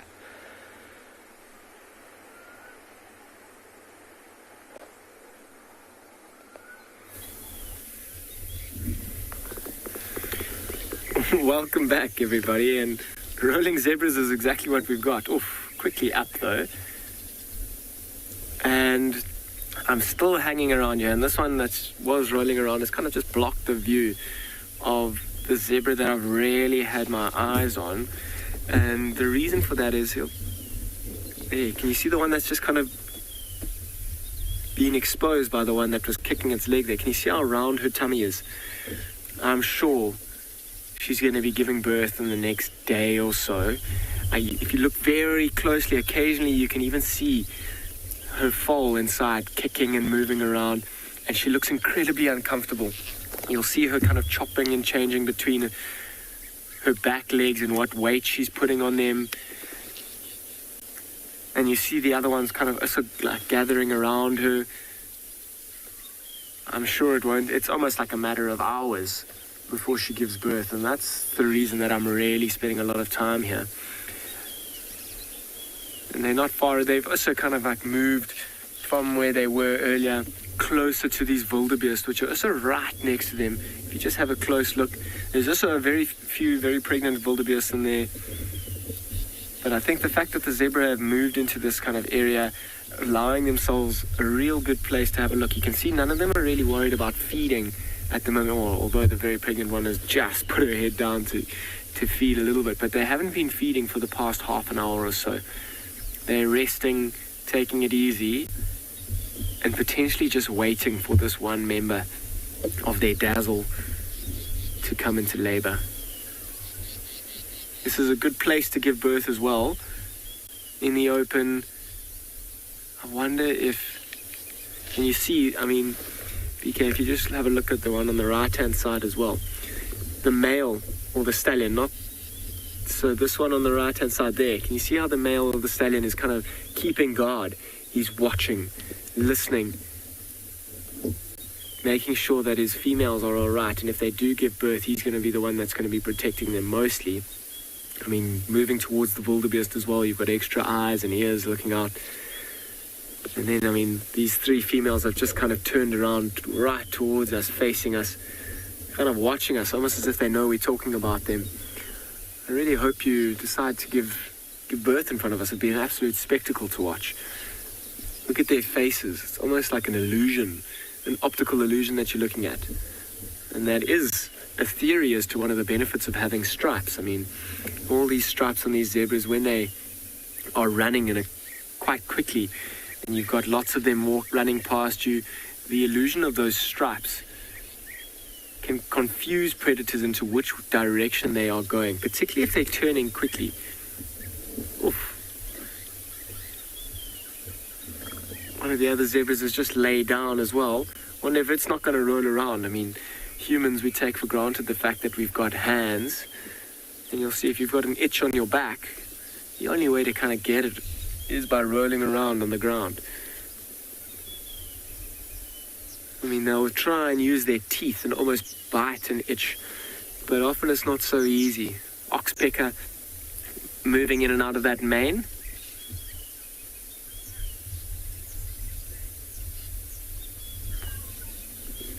Rex or Bex, I'm not sure if I heard that correctly. How long does a zebra carry its foal for? How long does it gestate for?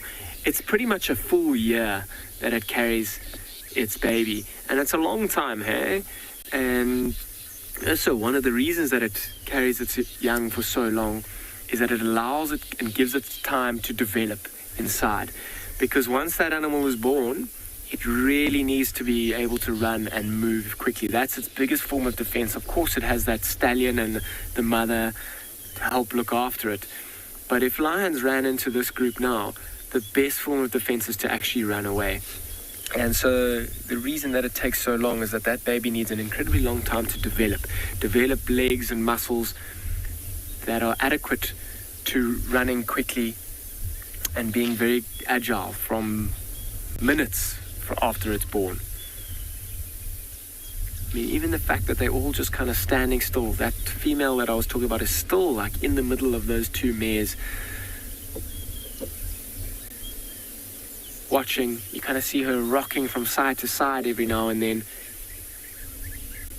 Love it when those tails kind of sync up. You see her kicking there as well, a few flies that are irritating her.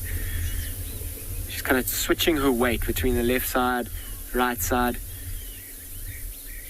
I mean, this view is actually spectacular. You can see the girth of her belly. I'm sure she can't wait to give birth and actually drop. I mean, it's been a year that she's been carrying it, and she's probably incredibly uncomfortable at this point. I really hope we can pick up that foal. You'll see its legs often kicking in that belly. And almost when it does that, it moves the whole female. She'll kind of sway and rock. That's when you know it's kind of time for that baby to be brought into this world.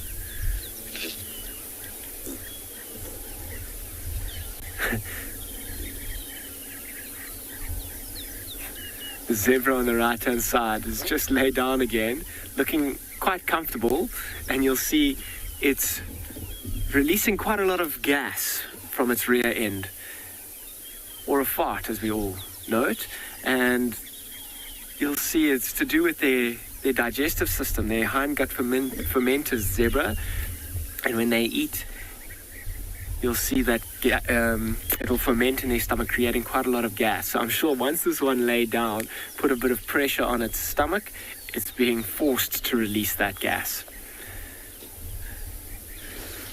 It looks quite strange just lying there, snoozing.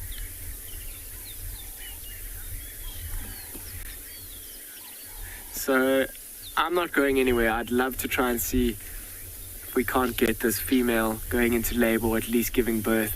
It might even be the first place I come to this afternoon to check if she hasn't yet. But I'm going to send you to Tswalu with a hyena who's also lying down.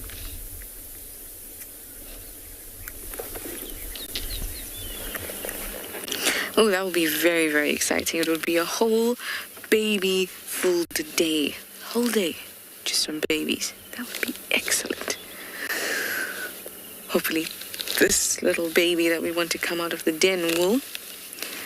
But I think our patient's pants, take them off, give them a wash, put them back on this afternoon.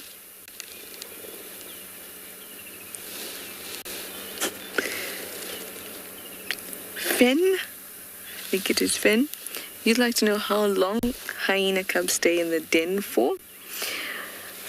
They'll stay exclusively at the den for about the first 6 months.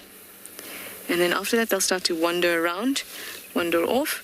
And then by a year, they'll stop using the den. They may still hang around den sites, but they will stop actively using the den. Then they'll be moving around and things like that. Sometimes it extends even further than that, because they still may have a couple months of weaning left in them. The maximum time for them to be weaned is about 1.5 years, but generally about 15 months or so. So it can extend to even that long, but by that time, really, the den site has just become a communal place where everyone can come together and settle. It's also a place where they would have done most of their territorial markings, and a very familiar and safe place for them. So they may not use the den tunnels and things like that, but they'll still be around it up until the point that they stop suckling from mum.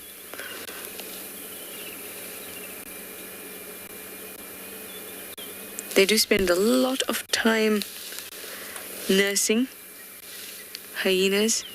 It's a very, very, very long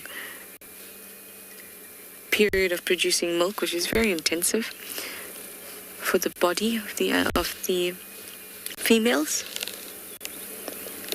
But it's also necessary for the cubs to develop to be strong and capable sub-adults. And also remember that weaning time, that's the maximum. So most of the cubs are weaned around a year.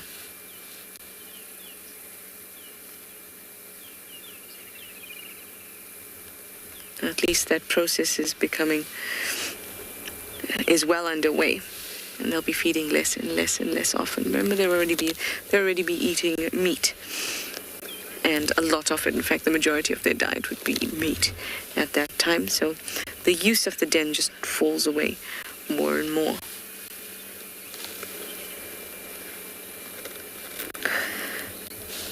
Well, patience pants are going home to dry. And then coming back this afternoon. Maybe I'll even wear a new pair for this afternoon. I am, going to wrap it up here. Thank you, June. Hopefully we'll see you this afternoon.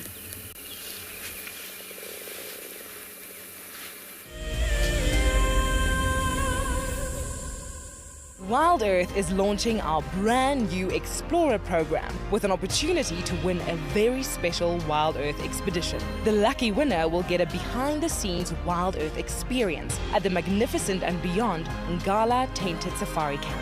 The prize includes a 3-night stay for you and a friend with a chance to sleep out in the unique Ngala treehouse. Become a Wild Earth Explorer and stand a chance to win this and many other prizes. Terms and conditions apply.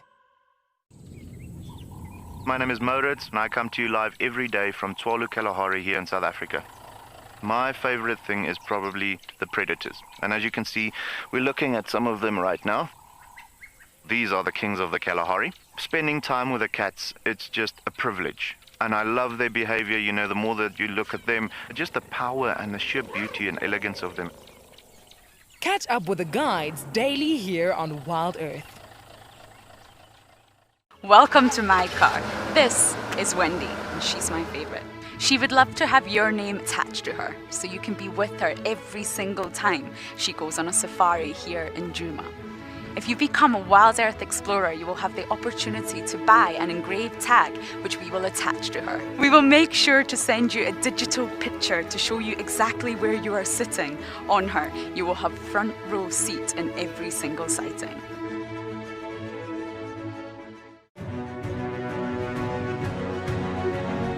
Hello, boy.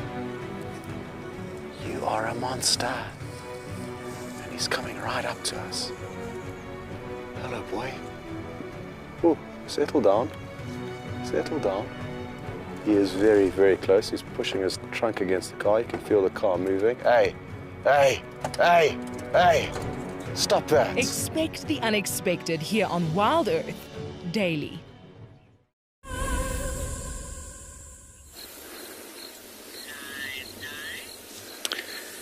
Thanks, Dan, and we are back at a very warm Punda Private Game Reserve in northeastern KwaZulu-Natal. These two cheetah are still very, very much asleep and soaking up the shade of this tree that it has to offer. These two individuals are quite well known, or they're quite familiar with this area. When this mother was, or rather when the cubs were a little bit younger, she had 3 of them, and they spent a lot of time in this area around the top of the reserve here. We really, there's nothing cuter than a cheetah cub, so we spent lots of time with them here. I'm very unfortunate to see her losing that cub a little week or 2 ago. If you head across to my social media account, I've got some beautiful photographs of them not too far away from where they are now. And I'd always appreciate go check that out. Don't forget to look at the Wild Earth official Instagram account and their social media platforms, where they post lots of beautiful footage that we pick up while we're coming out on drive. I think for the rest of the day, these cheetah are going to be lying around in the shade of this tree, waiting for an opportunity. It was beautiful to have all of you join us this morning. Thank you so much for your time and effort. It's always greatly appreciated. Don't forget to follow us on social media. We'll be back this afternoon again for an afternoon drive. It will be lovely to have you here. Your support is greatly appreciated. Have a beautiful Monday, and we'll see you later this afternoon.